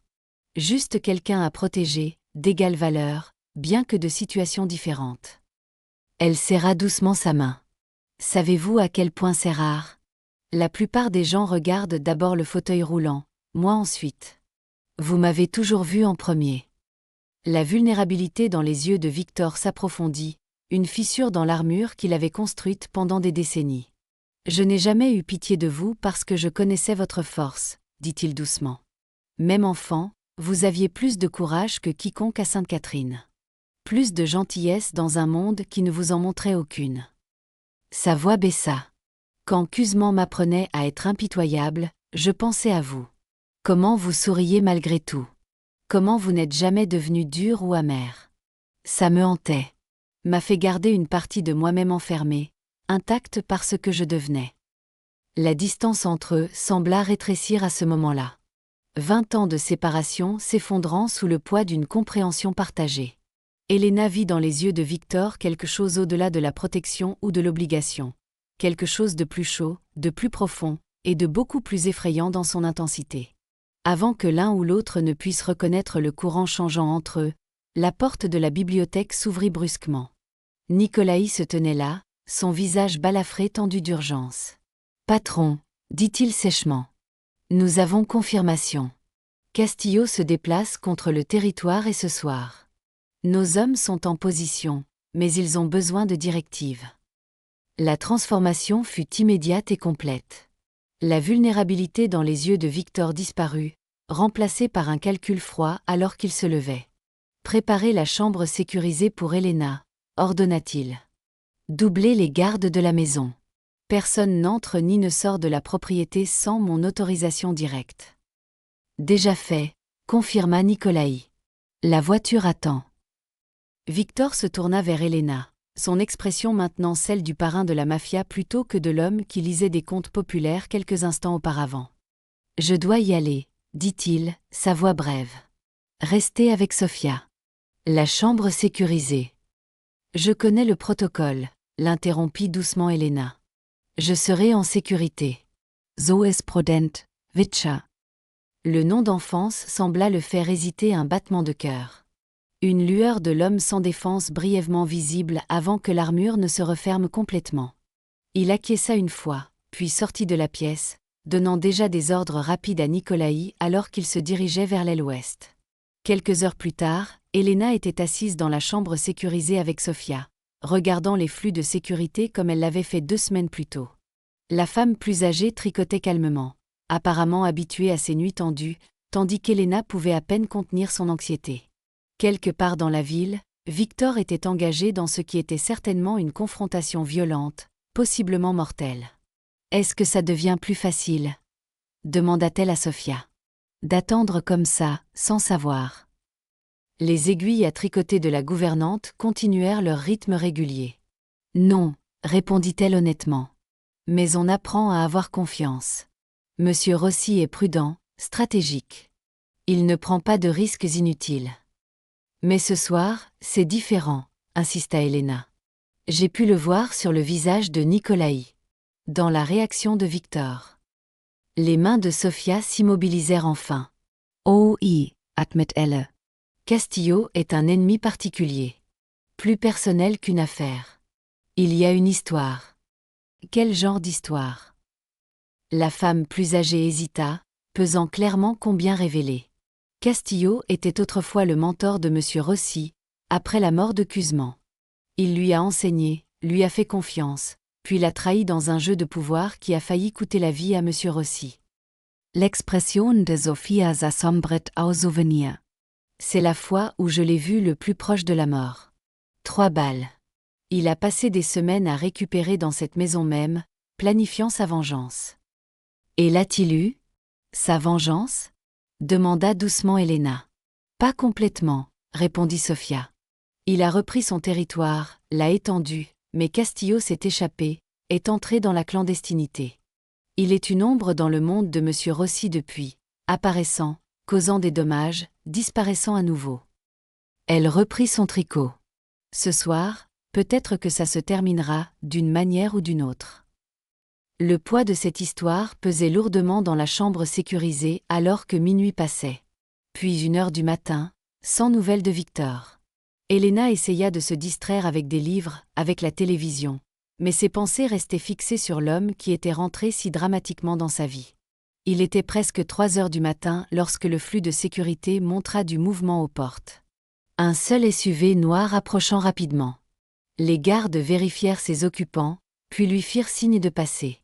Elena regarda, tendue, alors qu'il remontait l'allée en trombe jusqu'à l'entrée du manoir. « Il est de retour », dit-elle, le soulagement inondant sa voix.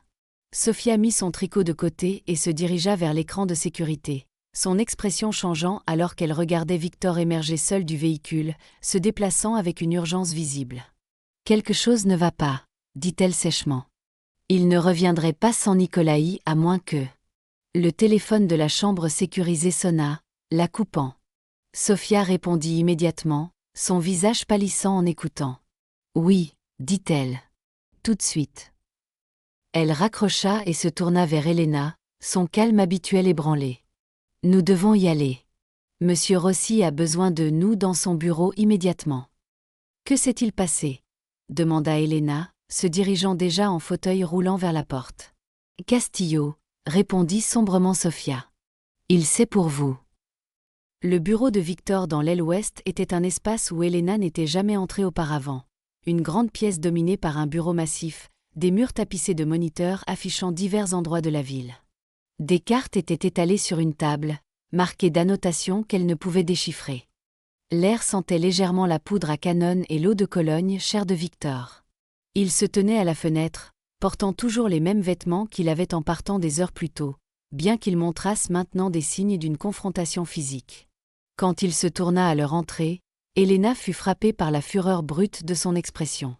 Pas un calcul froid maintenant, mais une rage blanche à peine contenue. « Asseyez-vous », ordonna-t-il, désignant un espace près de son bureau où Elena pouvait positionner son fauteuil roulant. « Sophia, scellez la maison. Confinement total. Personne n'entre ni ne sort, y compris le personnel.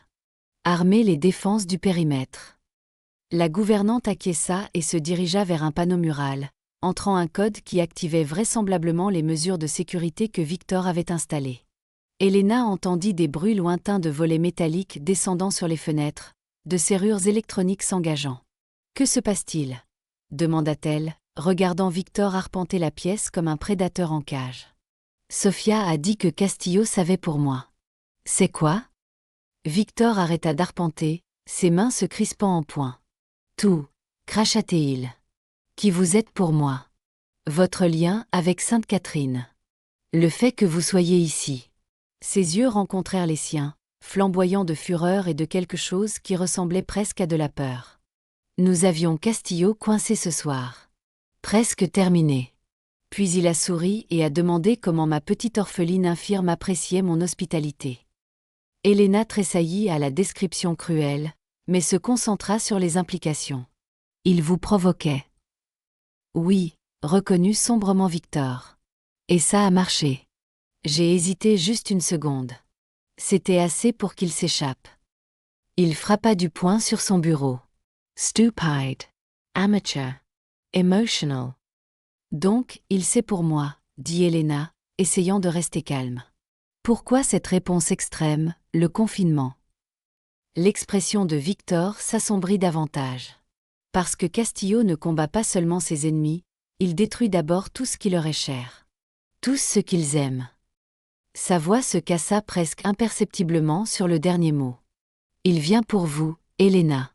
Pour me faire du mal à travers vous.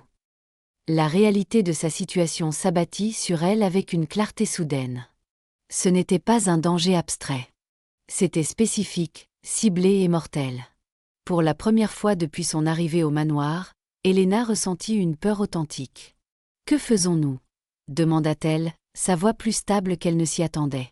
Victor sembla surpris par sa question, s'attendant peut-être à de la panique ou à des accusations à la place. « Nous nous préparons » répondit-il. « Le manoir est l'endroit le plus sécurisé possible. Garde, sécurité électronique, structure renforcée. Mais nous ne pouvons pas rester confinés éternellement. » Il se dirigea vers le mur de moniteur, vérifiant divers flux de caméras. Nicolaï et la plupart de nos hommes sont toujours en ville, maîtrisant la situation là-bas. Ils reviendront d'ici demain matin pour renforcer notre position ici. Et ensuite, insista Elena. Attendre que ce Castillo attaque?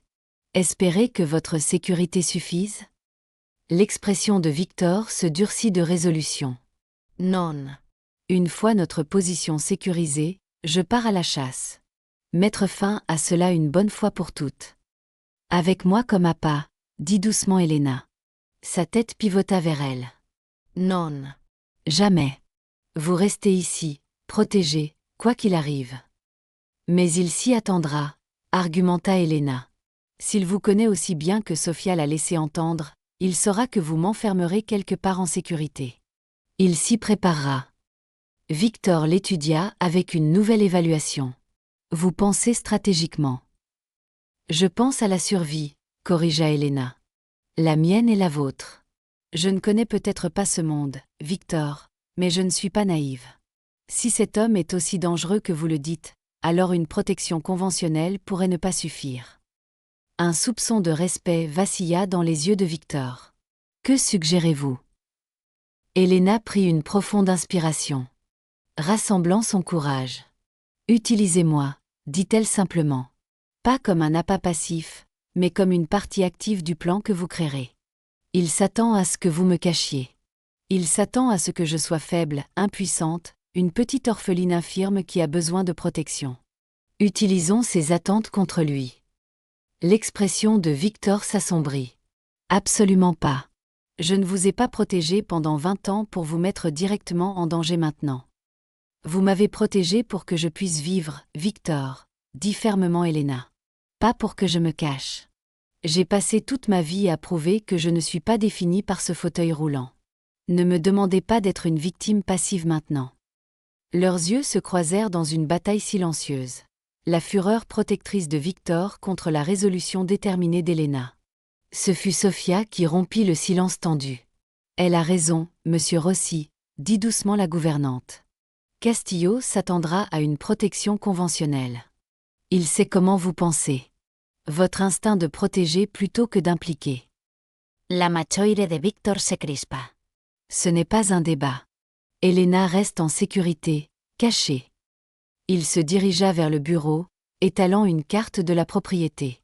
Nous établirons un périmètre ici. Quand Nicolaï reviendra avec les hommes, nous aurons assez de puissance de feu pour.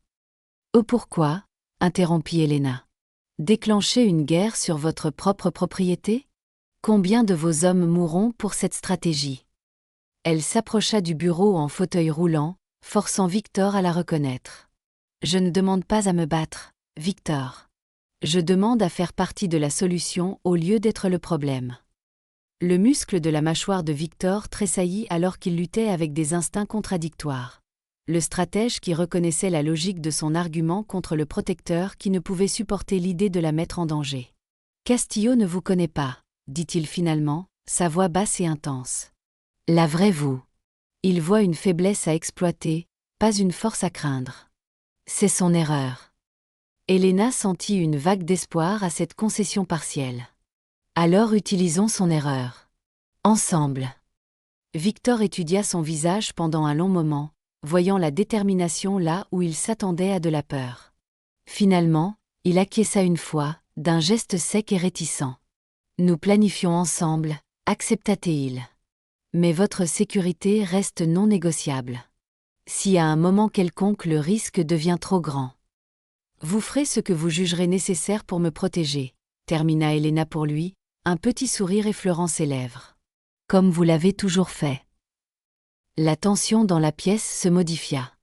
La dynamique entre eux se recalibra. Pour la première fois peut-être, Victor la voyait non seulement comme quelqu'un à protéger, mais comme une partenaire dans cette protection, toujours inégale en force physique, mais égale en détermination et en courage. L'aube se leva sur le manoir alors qu'ils finalisaient leur plan. Victor incorporant à contre-cœur les suggestions d'Elena tandis que Sofia apportait du café et apportait ses propres contributions stratégiques. Au moment où Nicolaï revint avec le reste des hommes de Victor, ils avaient développé une stratégie qui utilisait les suppositions de Castillo contre lui. Une stratégie qui donnait à Elena un rôle crucial tout en maintenant la protection sur laquelle Victor insistait. Pendant 3 jours, le manoir resta en état d'alerte élevée. Elena resta entre ses murs, mais refusa d'être confinée à la chambre sécurisée, se déplaçant plutôt au rez-de-chaussée sous bonne garde, visible par les fenêtres, se présentant comme la cible vulnérable que Castillo attendrait. Victor dormait à peine, partageant son temps entre les opérations de sécurité et le chevet d'Elena, ses instincts protecteurs visiblement en guerre avec la nécessité stratégique de leur plan. La 3e nuit, alors qu'Elena lisait dans la bibliothèque, positionnée comme prévu près des fenêtres où elle serait visible sous certains angles de l'extérieur de la propriété, Victor la rejoignit. Il se déplaçait différemment lorsqu'il se préparait au conflit. Elle avait remarqué une énergie contenue qui le faisait paraître plus grand, plus dangereux, même dans l'immobilité. Nicolaï a repéré l'équipe avancée de Castillo au périmètre, dit-il sans préambule. Il teste nos défenses, cherche des faiblesses. Ça commence ce soir. Elena ferma son livre, son cœur battant la chamade malgré sa détermination à rester calme. Alors nous sommes prêts, dit-elle, projetant plus de confiance qu'elle n'en ressentait. Victor étudia son visage, sa propre expression inhabituellement ouverte. Vous pouvez encore changer d'avis, dit-il doucement. Nous pouvons vous emmener à la chambre forte, vous faire sortir du pays. Vous n'avez pas à faire partie de ça. Elena s'approcha de lui en fauteuil roulant, prenant sa main. Il permit le contact, sa main plus grande enveloppant la sienne avec une force prudente. Je fais déjà partie de ça, répondit-elle doucement. Depuis que vous m'avez soulevé de ce fauteuil roulant à l'église. Peut-être depuis que vous vous teniez derrière moi sur cette photo d'orphelinat il y a 20 ans. Elle serra sa main. Nous affrontons cela ensemble, Vitcha. Quelque chose de puissant traversa les traits de Victor. Une émotion trop complexe pour être nommée, née de 20 ans de séparation et de protection, et de l'étrange connexion intense qui s'était reformée entre eux ces dernières semaines. S'il vous arrive quelque chose. Commença-t-il. Ça n'arrivera pas, l'interrompit Elena. Parce que vous ne le laisserez pas faire, et moi non plus. Victor leva leurs mains jointes, pressant brièvement ses lèvres sur ses jointures dans un geste qui sembla les surprendre tous les deux. Quand ce sera fini, dit-il, sa voix rauque d'émotion contenue. Nous devrons parler de ça. De nous. De ce que cela devient.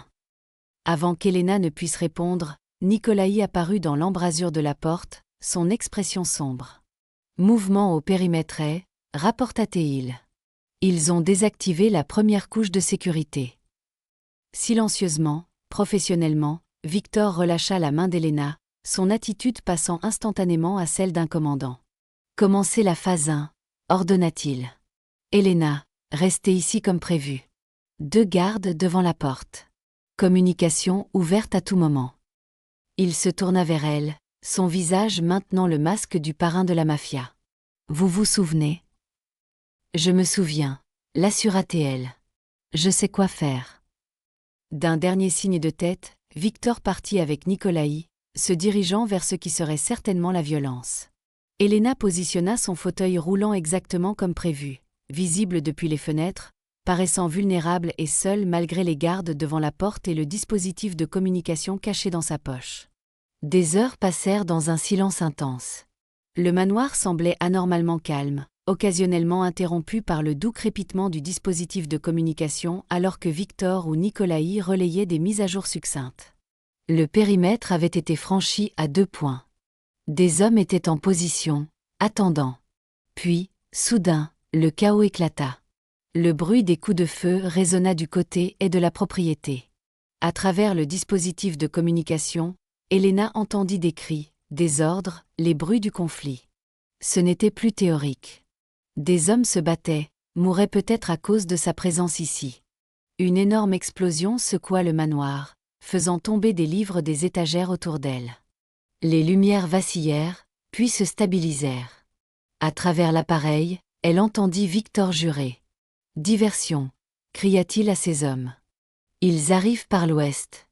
Nicolaï, prends 5 hommes. » Et la communication se coupa. Le cœur d'Elena s'emballa alors qu'elle essayait de rétablir la connexion. Suivant le protocole qu'ils avaient établi, pas de réponse. Quelque chose avait mal tourné. Elle entendit du remue-ménage devant la porte de la bibliothèque. Des bruits de lutte, puis le silence. Cela ne faisait pas partie du plan. La porte s'ouvrit brusquement et 2 hommes qu'elle ne reconnut pas entrèrent. Pas les gardes de Victor qui auraient dû être postés à l'extérieur. « Eh bien, dit le premier homme, souriant désagréablement en observant Elena dans son fauteuil roulant. Le petit trésor de Monsieur Rossi, exactement où nous l'attendions. Elena lutta pour contrôler sa peur, ses mains agrippant les accoudoirs de son fauteuil roulant. Ces hommes travaillaient pour Castillo, c'était évident. Ils n'étaient pas là pour la tuer, du moins pas immédiatement. Selon Victor, Castillo préférait capturer les proches de ses ennemis pour les faire souffrir avant de porter le coup final. Cette connaissance était terrifiante, mais aussi cruciale pour le plan. « Qu'avez-vous fait des gardes » exigea-t-elle, forçant la force dans sa voix. L'homme rit. « Ils font une sieste permanente. » Il fit un geste à son compagnon. « Attrapez-la » Castillo la veut intacte, pour l'instant. Le deuxième homme se dirigea vers Elena, tendant la main vers son fauteuil roulant. Elle recula, jouant le rôle de la victime effrayée et impuissante qu'ils attendaient, cachant sa main alors qu'elle glissait sur le côté de son fauteuil et appuyait sur le bouton caché que Victor avait installé. Immédiatement, les portes de la bibliothèque se refermèrent derrière les intrus, de lourds verrous métalliques coulissant en place. Les hommes se retournèrent, soudain alerte au piège. Des panneaux au plafond, du gaz commença à siffler dans la pièce. Pas mortel, Victor l'avait assuré, mais assez pour rendre n'importe qui inconscient en quelques secondes. Elena sortit le petit masque à oxygène de sa cachette sous le coussin de son fauteuil roulant, le plaçant rapidement sur son visage alors que les hommes réalisaient leur situation. Ils se précipitèrent vers les portes, martelant inutilement contre le bois renforcé, puis se retournèrent vers elle avec fureur. « Salope !» gronda le premier homme, se jetant sur elle, alors même que le gaz commençait à l'affecter. « Tu savais !» Il ne termina jamais sa phrase. Ses yeux roulèrent en arrière et il s'effondra sur le sol, son compagnon le suivant quelques secondes plus tard. Elena respira régulièrement à travers le masque, attendant les 2 minutes complètes que Victor avait instruites avant que le gaz ne se dissipe par le système de ventilation. Le plan avait fonctionné, en partie. Ces hommes étaient neutralisés, mais elle avait perdu la communication avec Victor. Cela n'était pas censé arriver. Quelque chose avait mal tourné ailleurs dans l'opération. Les portes de la bibliothèque se déverrouillèrent avec un lourd déclic. Elena se tendit, ne sachant pas qui entrerait, les hommes de Victor ou d'autres de Castillo. Elle chercha à nouveau sous son fauteuil, récupérant cette fois le petit pistolet que Victor lui avait fourni à contre-cœur après des heures de discussion et d'entraînement au tir. La porte s'ouvrit lentement pour révéler Nicolaï. Du sang coulant d'une coupure sur son front, mais bien vivant. Un soulagement immense inonda Elena alors qu'elle baissait l'arme. « Ça a marché », dit-il, regardant les hommes inconscients avec satisfaction. « Bien. Nous devons vous déplacer maintenant. Le manoir est compromis. »« Où est Victor ?» demanda immédiatement Elena, suivant Nicolaï alors qu'il tenait la porte pour son fauteuil roulant. L'expression de Nicolaï se durcit. Castillo était plus malin que nous ne l'avions prévu. L'attaque de l'Ouest était une autre diversion. Il a personnellement dirigé une équipe à travers un point d'accès souterrain que nous ne connaissions pas. Il vérifia le couloir avant de continuer. Le patron est parti à sa poursuite directement. M'a ordonné de vous emmener à l'emplacement secondaire. La peur saisit le cœur d'Elena. Il affronte Castillo seul? Ce n'était pas le plan. Les plans changent au combat, répliqua sombrement Nicolaï. Nous ne pouvons pas l'aider si vous n'êtes pas en sécurité. C'est sa priorité, et maintenant c'est la mienne. Il tapota son oreillette. Marco, entrée est, maintenant. Le colis est sécurisé mais a besoin d'être transporté. Ils se déplacèrent à travers le manoir qui portait maintenant des signes de conflit. Meubles cassés, impact de balles dans les murs, petits incendies maîtrisés par les hommes de Victor. Elena se sentit mal face à la destruction, à la violence provoquée par sa présence. Pourtant, elle ressentit aussi une étrange fierté féroce d'avoir joué un rôle actif plutôt que de se cacher dans la chambre sécurisée. Alors qu'ils approchaient de l'entrée, une énorme explosion secoua à nouveau le bâtiment, celle-ci beaucoup plus proche. Nicolaï jura en russe, poussant le fauteuil roulant d'Elena vers l'avant alors que des débris pleuvaient autour d'eux. L'aile ouest, dit-il, sa voix tendue d'inquiétude. Ils essaient de faire tomber le bâtiment. Il fit un geste à Marco, qui était apparu à l'entrée. Sortez-la maintenant. Prenez le tunnel jusqu'au point B. Je retourne chercher le patron. Nicolaï, attendez, appela Elena alors que Marco prenait le contrôle de son fauteuil roulant. Victor me tuerait s'il vous arrivait quelque chose, termina sombrement Nicolaï. Allez-y. Je le trouverai. Marco poussa rapidement son fauteuil roulant sur une rampe et à travers une entrée latérale qu'elle n'avait pas connue, menant à ce qui semblait être un tunnel caché sous la propriété. Ils se déplacèrent rapidement à travers le passage faiblement éclairé, les bruits du conflit s'estompant derrière eux. Où cela mène-t-il ? Demanda Elena, essayant de s'orienter. Maison de sécurité secondaire, répondit sèchement Marco. À 2 kilomètres de la propriété principale, entièrement souterrain. Le patron l'a fait construire il y a 5 ans comme voie d'évacuation. Bien sûr qu'il l'avait fait, pensa Elena. Victor planifiait chaque éventualité, chaque menace possible. Pourtant, d'une manière ou d'une autre, Castillo avait quand même réussi à le surprendre, à trouver un point d'accès que même Victor n'avait pas connu. Cette pensée la glaça. Ils émergèrent du tunnel dans ce qui semblait être un petit bunker bien équipé, une fraction de la taille du manoir, mais sécurisé et rempli de provisions. Marco se déplaça immédiatement pour verrouiller l'entrée et vérifier la sécurité du périmètre. Maintenant, nous attendons, expliqua-t-il, installant des moniteurs de surveillance. Le protocole est clair. Aucune communication jusqu'à ce que le patron ou Nicolaï arrive. Trop risqué. Elena regarda les moniteurs qui montraient divers angles de l'extérieur, une clairière entourée d'une forêt dense. Le bunker lui-même déguisé en cabane de chasse. Il n'y avait aucune vue du manoir. Aucun moyen de savoir ce qui s'y passait. Et s'il n'arrive pas ? Demanda-t-elle doucement. Le jeune visage de Marco se durcit de détermination. Le patron a toujours un plan de secours. Toujours. Il tapota un panneau caché révélant un coffre-fort. Si nous n'avons pas de nouvelles d'eux dans les 24 heures, il y a des instructions ici. Passeport, argent, nouvelles identités. Sa confiance vacilla légèrement. Mais ça n'en arrivera pas là. Le patron a affronté pire que Castillo. Elena n'était pas sûre que ce fût vrai. D'après ce que Sofia lui avait dit, Castillo représentait quelque chose de différent. Pas seulement un rival commercial, mais une trahison personnelle, un homme qui connaissait les faiblesses de Victor parce qu'il avait aidé à façonner ses forces. Des heures passèrent dans un silence intense. Marco resta vigilant, vérifiant et revérifiant la sécurité, jetant occasionnellement un coup d'œil au moniteur. Elena essaya de calmer ses pensées affolées, d'avoir foi dans les capacités de Victor, mais la peur grandissait à chaque heure de silence qui passait. Il était plus de minuit lorsque l'alarme du périmètre bipa doucement. Marco se tendit immédiatement, la main se déplaçant vers son arme alors qu'il vérifiait les moniteurs. Mouvement dans les arbres, rapporta-t-il. Silhouette unique approchant lentement. Il plissa les yeux vers l'écran. C'est le patron. Le soulagement inonda sa voix. Il a réussi. Elena se dirigea vers le moniteur, son cœur bondissant à la vue de Victor émergeant de la forêt. Mais quelque chose n'allait pas.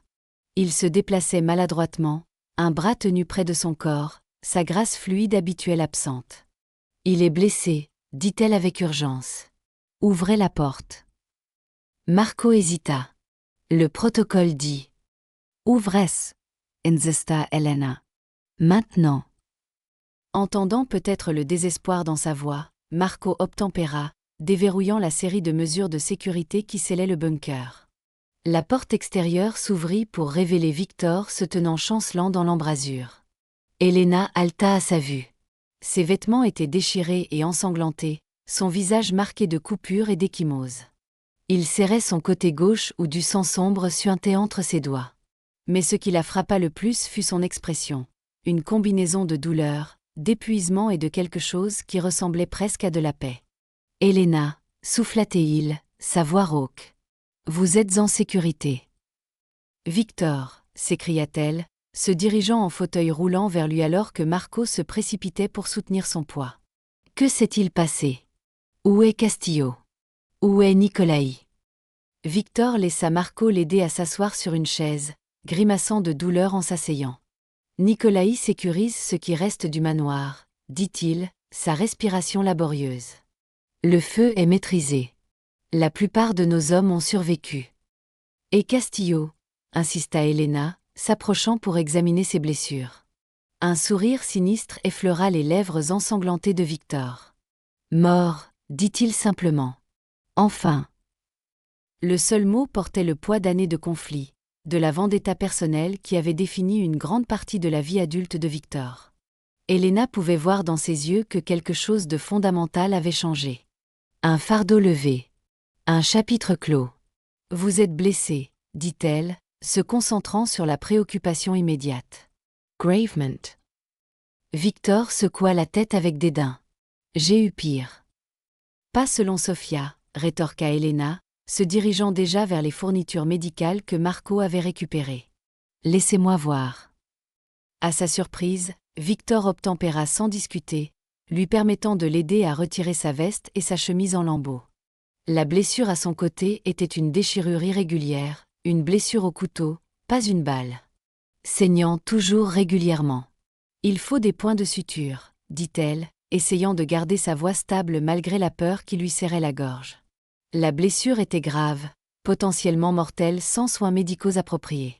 « Marco » dit Victor, sa voix maintenant son autorité malgré son état affaibli. « Trousse de premier secours. La spéciale. » Marco acquiesça, disparaissant dans une autre pièce et revenant avec ce qui semblait être une trousse médicale de qualité militaire. De celle-ci, Victor retira une petite fiole et une seringue. « Qu'est-ce que c'est ?» demanda Elena, inquiète. « Quelque chose qui arrêtera le saignement assez longtemps pour obtenir une aide médicale appropriée, » répondit Victor, préparant l'injection avec des mains expertes. « Coagulant de qualité militaire. Pas franchement homologué, mais efficace. » Il administra l'injection près de la plaie, sa mâchoire se crispant contre la douleur. En quelques minutes, le saignement ralentit visiblement, bien que la blessure restât enflammée et à vif. « Marco, contactez Lediar Petrov, ordonna Victor. Dites-lui de nous retrouver à la clinique secondaire dans 1 heure. Pas de détails au téléphone. » Alors que Marco se déplaçait pour passer l'appel, Elena prit la main de Victor, ses yeux scrutant son visage. « Vous auriez pu mourir, » dit-elle doucement. L'expression de Victor s'adoucit, la dureté du parrain de la mafia laissant place à quelque chose de plus vulnérable. « Mais je ne suis pas mort, » répondit-il. « Et Castillo ne vous menacera plus jamais, ni personne d'autre. »« Est-ce que ça en valait la peine ?» demanda-t-elle. « Le risque, le coût. » Les yeux de Victor la fixèrent avec constance. « Pour vous garder en sécurité ? » ?»« Oui. Toujours. » Il hésita, puis ajouta plus doucement. « Mais il y a autre chose. Quelque chose que j'ai réalisé ce soir, face à Castillo. »« Quoi ?» le pressa Elena quand il se tut. « Que j'ai passé 20 ans à bâtir un empire de peur pour protéger quelqu'un qui m'est cher, sans jamais lui dire que je tenais à elle. » Sa voix était rauque d'une émotion rarement exprimée. « C'est ça, le vrai coup, Elena. Pas le sang ni la douleur, mais la distance que j'ai maintenue. La connexion que je nous ai refusée à tous les deux. Les mots restèrent suspendus entre eux. Une confession plus significative que toute déclaration d'amour. Parce que dans le monde de Victor, se soucier était plus dangereux qu'aimer. Se soucier vous rendait vulnérable. Se soucier donnait un levier à vos ennemis. Et pourtant, il l'admettait ouvertement. Le dernier mur entre eux s'effondrant comme les murs du manoir sous les explosifs de Castillo. Elena serra sa prise sur sa main, ses propres yeux se remplissant de larmes. « Je tiens à toi aussi, Vitcha, dit-elle doucement. Le garçon qui m'a protégée et l'homme qui le fait encore. Vous tous. Les parties qui m'effraient et les parties qui me font me sentir plus en sécurité que je ne l'ai jamais été. » À ce moment-là, entouré des séquelles de la violence, avec Victor blessé et l'avenir incertain, quelque chose changea entre eux, quelque chose de fondamental et d'irrévocable. La connexion qui avait été coupée 20 ans plus tôt n'était pas seulement restaurée. Elle était transformée en quelque chose de plus profond, de plus fort, forgé dans le feu du danger partagé et de la protection mutuelle. Victor leva la main vers son visage, essuyant doucement une larme avec son pouce. « Quand ce sera fini, dit-il doucement. Quand je serai guéri et que le danger sera passé, nous devrons décider de la suite pour nous deux. » Elena acquiesça, comprenant le poids de ces mots. Ce qui allait suivre ne concernait pas seulement la guérison ou la reconstruction du manoir endommagé. Il s'agissait de deux personnes, autrefois orphelines, maintenant survivantes, cherchant à savoir s'il y avait un avenir où leurs morceaux brisés pourraient s'assembler pour créer quelque chose d'entier. Les jours qui suivirent l'attaque de Castillo furent un tourbillon de guérison et de reconstruction. La blessure de Victor, bien que sérieuse, ne mettait pas sa vie en danger avec des soins médicaux appropriés. Le docteur Petrov, clairement habitué à traiter des blessures qui ne pouvaient être expliquées au personnel hospitalier, l'avait recousu à la clinique privée, lui avait administré des antibiotiques et lui avait ordonné un repos que Victor ignora de manière prévisible. Le manoir avait subi des dommages importants, en particulier à l'aile ouest, où les explosifs de Castillo avaient fait s'effondrer une partie de la structure. Des équipes travaillaient jour et nuit pour reconstruire, tandis que la sécurité était renforcée pour remédier aux vulnérabilités que Castillo avait exploitées. Pendant tout ce temps, Elena resta aux côtés de Victor, non pas comme captive ou invitée, mais comme quelque chose qu'aucun d'eux n'avait encore pleinement défini. Elle aidait à changer ses bandages, insistait pour qu'il prenne des médicaments contre la douleur malgré sa résistance obstinée, et assuma progressivement un rôle inattendu dans la maisonnée. Sofia, étonnamment, s'en remettait à elle pour les questions concernant les soins et le confort de Victor. Même Nicolaï, habituellement sévère et formel, commença à la consulter sur les décisions affectant la maisonnée pendant la convalescence de Victor. 2 semaines après l'attaque, Elena trouva Victor dans son bureau temporaire installé dans l'aile et pendant que l'Ouest était en reconstruction. Malgré les ordres du médecin, il travaillait, examinait des documents, prenait des appels, maintenant son contrôle sur son empire, même physiquement diminué. « Tu devrais te reposer, » dit-elle depuis l'embrasure de la porte, sans surprise lorsqu'il ne leva pas les yeux de ses papiers. « Je me repose, » répondit-il sans sourciller. « Assise. Je ne soulève rien de lourd. Je prends les médicaments. » Elena entra dans la pièce en fauteuil roulant, se positionnant en face de son bureau. « Ce n'est pas ça, se reposer, et tu le sais. » Victor leva enfin les yeux, un petit sourire effleurant ses lèvres. Au cours des dernières semaines, ces sourires étaient devenus plus fréquents, de brefs aperçus de l'homme sous l'extérieur endurci. « Les affaires ne s'arrêtent pas parce que j'ai pris un coup de couteau dans les côtes, » dit-il. « Surtout maintenant. La mort de Castillo a créé des opportunités et des vulnérabilités. » Elena étudia son visage, notant la fatigue sous son expression contrôlée. « Des vides de pouvoir, » dit-elle, comprenant mieux son monde qu'à son arrivée. Tout le monde se bouscule pour prendre le territoire de Castillo, testant si tu es assez fort pour défendre le tien. Les sourcils de Victor se haussèrent légèrement, impressionné par son évaluation.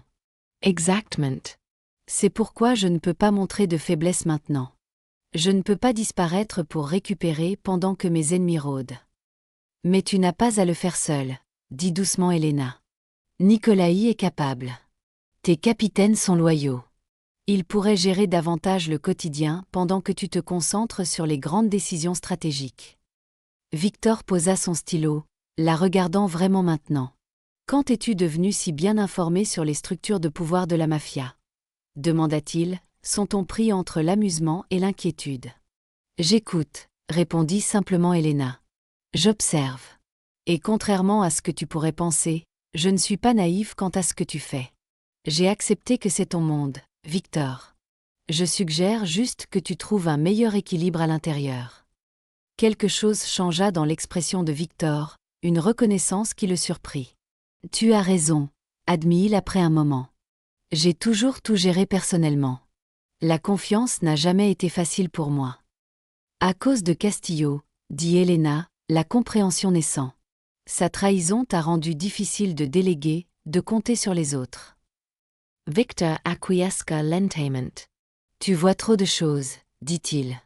Mais il n'y avait aucune accusation dans sa voix, seulement une sorte d'émerveillement, comme s'il s'adaptait encore à être vraiment vu par une autre personne. En parlant de voir des choses, continua Elena, rassemblant son courage pour la conversation qu'ils avaient reportée. Tu as dit que nous devions parler de la suite. Pour nous.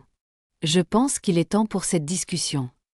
La posture de Victor changea subtilement, la tension entrant dans son corps malgré ses efforts pour paraître détendu. Oui, accepta-t-il doucement. Je suppose qu'il est temps. Un lourd silence s'installa entre eux, tous deux conscients que cette conversation définirait leur avenir, ensemble ou séparés. Je ne peux pas revenir en arrière, dit finalement Elena. À mon ancienne vie, je veux dire. Pas seulement à cause de ce qui s'est passé au mariage, mais à cause de tout depuis. J'ai changé, Victor. Être ici, voir ton monde, comprendre qui tu es vraiment, ça m'a changé. L'expression de Victor resta soigneusement neutre, bien qu'elle pût voir l'effort que cela lui coûtait. Changey comment. Je suis plus forte, répondit-elle sans hésitation. Plus confiante. Avant, j'essayais si fort de prouver que j'étais capable malgré ce fauteuil roulant, de convaincre le monde que je n'étais pas définie par mon handicap. Elle fit un geste vers ses jambes. Mais ici, avec toi, ça n'a jamais été un problème. Tu me vois complètement. Ma force et mes limites, sans jugement. C'est libérateur. Quelque chose comme du soulagement vacilla sur les traits de Victor. Je suis content pour ça, au moins. Mais Elena, mon monde est dangereux. Castillo est parti, mais il y en aura d'autres. Les hommes comme moi n'ont pas de fins heureuses. Je ne demande pas un conte de fées, dit fermement Elena. Je demande l'honnêteté, la chance de choisir ma propre voie en pleine connaissance des risques. Victor se leva, contournant le bureau pour se tenir devant son fauteuil roulant. Il s'agenouilla prudemment, les amenant à la même hauteur, un geste d'égalité qui la toucha profondément. « Que veux-tu, Elena » demanda-t-il, sa voix dépouillée de son commandement habituel, vulnérable d'une manière que peu avaient jamais entendue. « Dis-moi ce que tu veux, et si c'est en mon pouvoir, c'est à toi. » La question était simple, mais la réponse changerait tout. Elena prit une profonde inspiration, tendant la main pour prendre les siennes. « Je veux rester, » dit-elle clairement. Pas comme quelqu'un à protéger ou à cacher, mais comme une partenaire. Quelqu'un qui se tient à tes côtés. Qui aide à porter le poids de ce que tu as construit.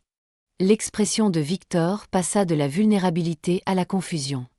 Une partenaire ? Dans quel sens ? Dans tous les sens, répondit Elena avec assurance. Personnel et professionnel. Victor la regarda fixement, un choc authentique perçant son contrôle habituel. Professionnel ? Tu ne peux pas vouloir dire. Si, l'interrompit Elena. J'ai vu comment ton monde fonctionne, Victor. Je comprends les structures de pouvoir, les loyautés, la pensée stratégique requise. Je ne suggère pas de devenir un soldat de la rue ou d'exécuter la violence. Mais il y a d'autres aspects de ton organisation, des entreprises légitimes, des questions financières, des décisions stratégiques où je pourrais contribuer. Le choc de Victor laissa place à quelque chose comme de l'émerveillement. Tu veux faire partie de ça ? Partie de moi ? Même en sachant ce que je suis, ce que j'ai fait ? Je veux faire partie de la refonte de ce que tu es, clarifia Elena. Ton empire a été bâti sur la peur et la violence parce que c'est ce dont tu avais besoin pour survivre, pour protéger. Mais il pourrait être plus. Avec la bonne influence, le bon équilibre. Elle serra doucement ses mains. Ta force et ma compassion. Ta stratégie et ma perspective. Ensemble, nous pourrions transformer ce que tu as construit en quelque chose de mieux. Victor étudia son visage, cherchant l'hésitation ou la naïveté, et ne trouvant ni l'une ni l'autre. Tu marcherais sur ce chemin volontairement? Les yeux ouverts sur l'obscurité qu'il contient? Je forgerai ce chemin, corrigea Helena avec un petit sourire. Et oui, les yeux grands ouverts. Non pas parce que je veux le pouvoir ou la richesse, mais parce que je te veux, toi, tout entier. Le garçon qui m'a protégé et l'homme qui le fait encore. Le criminel et le protecteur. L'obscurité et la lumière. Pendant un moment, Victor resta silencieux, son expression illisible. Puis, à la surprise d'Helena, il rit, un son authentique d'émerveillement et d'incrédulité qui transforma son visage. 20 ans, dit-il en secouant la tête. 20 ans à construire des murs, à créer de la distance, à devenir quelqu'un que tu ne pourrais jamais aimer, pour découvrir que tu veux exactement qui je suis. Pas exactement, amenda doucement Helena. Je veux qui tu es et qui tu pourrais être. Le potentiel que je vois en toi. En nous. Victor leva la main, lui caressant le visage avec une tendresse qui démentait sa réputation dangereuse. Helena Vuloff, dit-il, utilisant son nom complet pour peut-être la première fois depuis leur retrouvaille. Tu continues de me surprendre, de me défier, de me voir. Il prit une profonde inspiration, comme s'il prenait une décision. Si c'est un partenariat que tu veux, un vrai partenariat, sous tous ses aspects, alors je te l'offre librement. Mon cœur, ma maison, mon empire, tout cela partagé avec toi. D'égale valeur, comme tu l'as dit un jour. L'écho de ses propres mots lui arracha des larmes.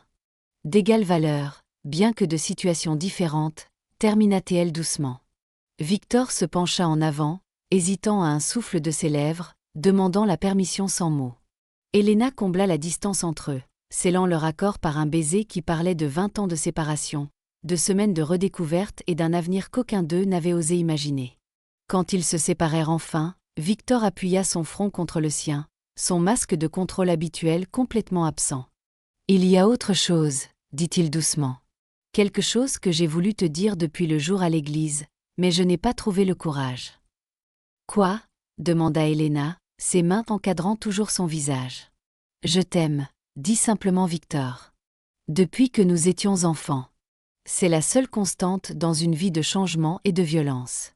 L'amour que j'ai porté à la fille en fauteuil roulant qui me voyait comme un héros alors que je n'étais qu'un orphelin maigre avec un mauvais caractère. Sa voix s'érailla d'émotion. Tout ce que j'ai construit, chaque choix que j'ai fait, tout revient à toi. Toujours. Les mots submergèrent Helena comme une vague, remplissant des espaces en elle qui étaient vides depuis si longtemps qu'elle avait oublié leur existence. Je t'aime aussi, Vitcha, murmura-t-elle. Le garçon que tu étais et l'homme que tu es devenu. Vous tous. À cet instant, quelque chose changea en Victor Rossi. Un réalignement fondamental qu'Helena put voir dans ses yeux. Le dernier mur s'effondra. La défense finale tomba. Pour la première fois peut-être depuis ses 14 ans, il se permit d'être complètement vulnérable, complètement vu. Les semaines qui suivirent apportèrent une transformation à Victor, à Helena, à l'empire qu'il avait bâti. Sous l'influence d'Helena, Victor commença à restructurer son organisation, déplaçant les ressources des activités illégales vers des entreprises légitimes. La violence restait une réalité de leur monde, mais elle devint un dernier recours plutôt qu'une première réponse. Les rivaux qui s'attendaient aux représailles brutales typiques de Victor Rossi se retrouvèrent plutôt face à une pression économique stratégique ou à des alliances inattendues qui les laissaient contenus sans effusion de sang. Le manoir fut reconstruit, mais différent, plus chaleureux, plus accueillant, moins forteresse et plus foyer. Sophia observa ces changements avec une approbation silencieuse, s'autorisant occasionnellement un petit sourire lorsqu'elle voyait Victor et Helena travailler ensemble dans son bureau ou partager des moments calmes dans la bibliothèque. 3 mois après l'attaque de Castillo, Victor surprit Helena avec une proposition, bien que pas du genre traditionnel auquel la plupart des femmes pourraient s'attendre. Debout dans son bureau entièrement restauré, il lui présenta non pas une bague, mais des documents. « Qu'est-ce que c'est » demanda Helena, acceptant le dossier qu'il lui tendait. « Des papiers de partenariat » répondit Victor, une pointe de nervosité inhabituelle pour un homme de sa confiance. « Des documents légaux faisant de toi la copropriétaire de toutes mes possessions, les légitimes, du moins. Autorité égale dans toutes les affaires. Participation égale dans tout ce que j'ai construit. Elena parcourut les papiers, la compréhension naissant. C'est plus que symbolique, dit-elle en levant les yeux vers lui. Cela met un réel pouvoir entre mes mains. C'est le bat, confirma Victor. Partenaires égaux, comme nous en avons convenu, dans tous les sens. Il hésita, puis ajouta plus doucement. Il y a autre chose là-dedans aussi, si ça t'intéresse. Elena tourna à la dernière page, trouvant non pas un document commercial, mais une licence de mariage. Firge, attendant des Signatures. Son souffle se coupa alors qu'elle levait les yeux vers Victor, qui tenait maintenant une petite boîte en velours. Je pensais que nous pourrions peut-être officialiser notre partenariat de toutes les manières, dit-il en ouvrant la boîte pour révéler une bague éblouissante. Pas un diamant traditionnel, mais un saphir bleu profond entouré de pierres plus petites. Non pas parce que nous avons besoin d'une cérémonie ou de paperasse pour valider ce que nous avons, mais parce que je veux que le monde sache que tu n'es pas seulement protégé par Victor Rossi. Tu es son égal, sa partenaire, son cœur. Des larmes emplirent les yeux d'Elena alors qu'elle contemplait la bague et tout ce qu'elle représentait. Pas la propriété ou la possession, mais la reconnaissance du lien unique qu'ils partageaient. Oui, dit-elle simplement. À tout ça.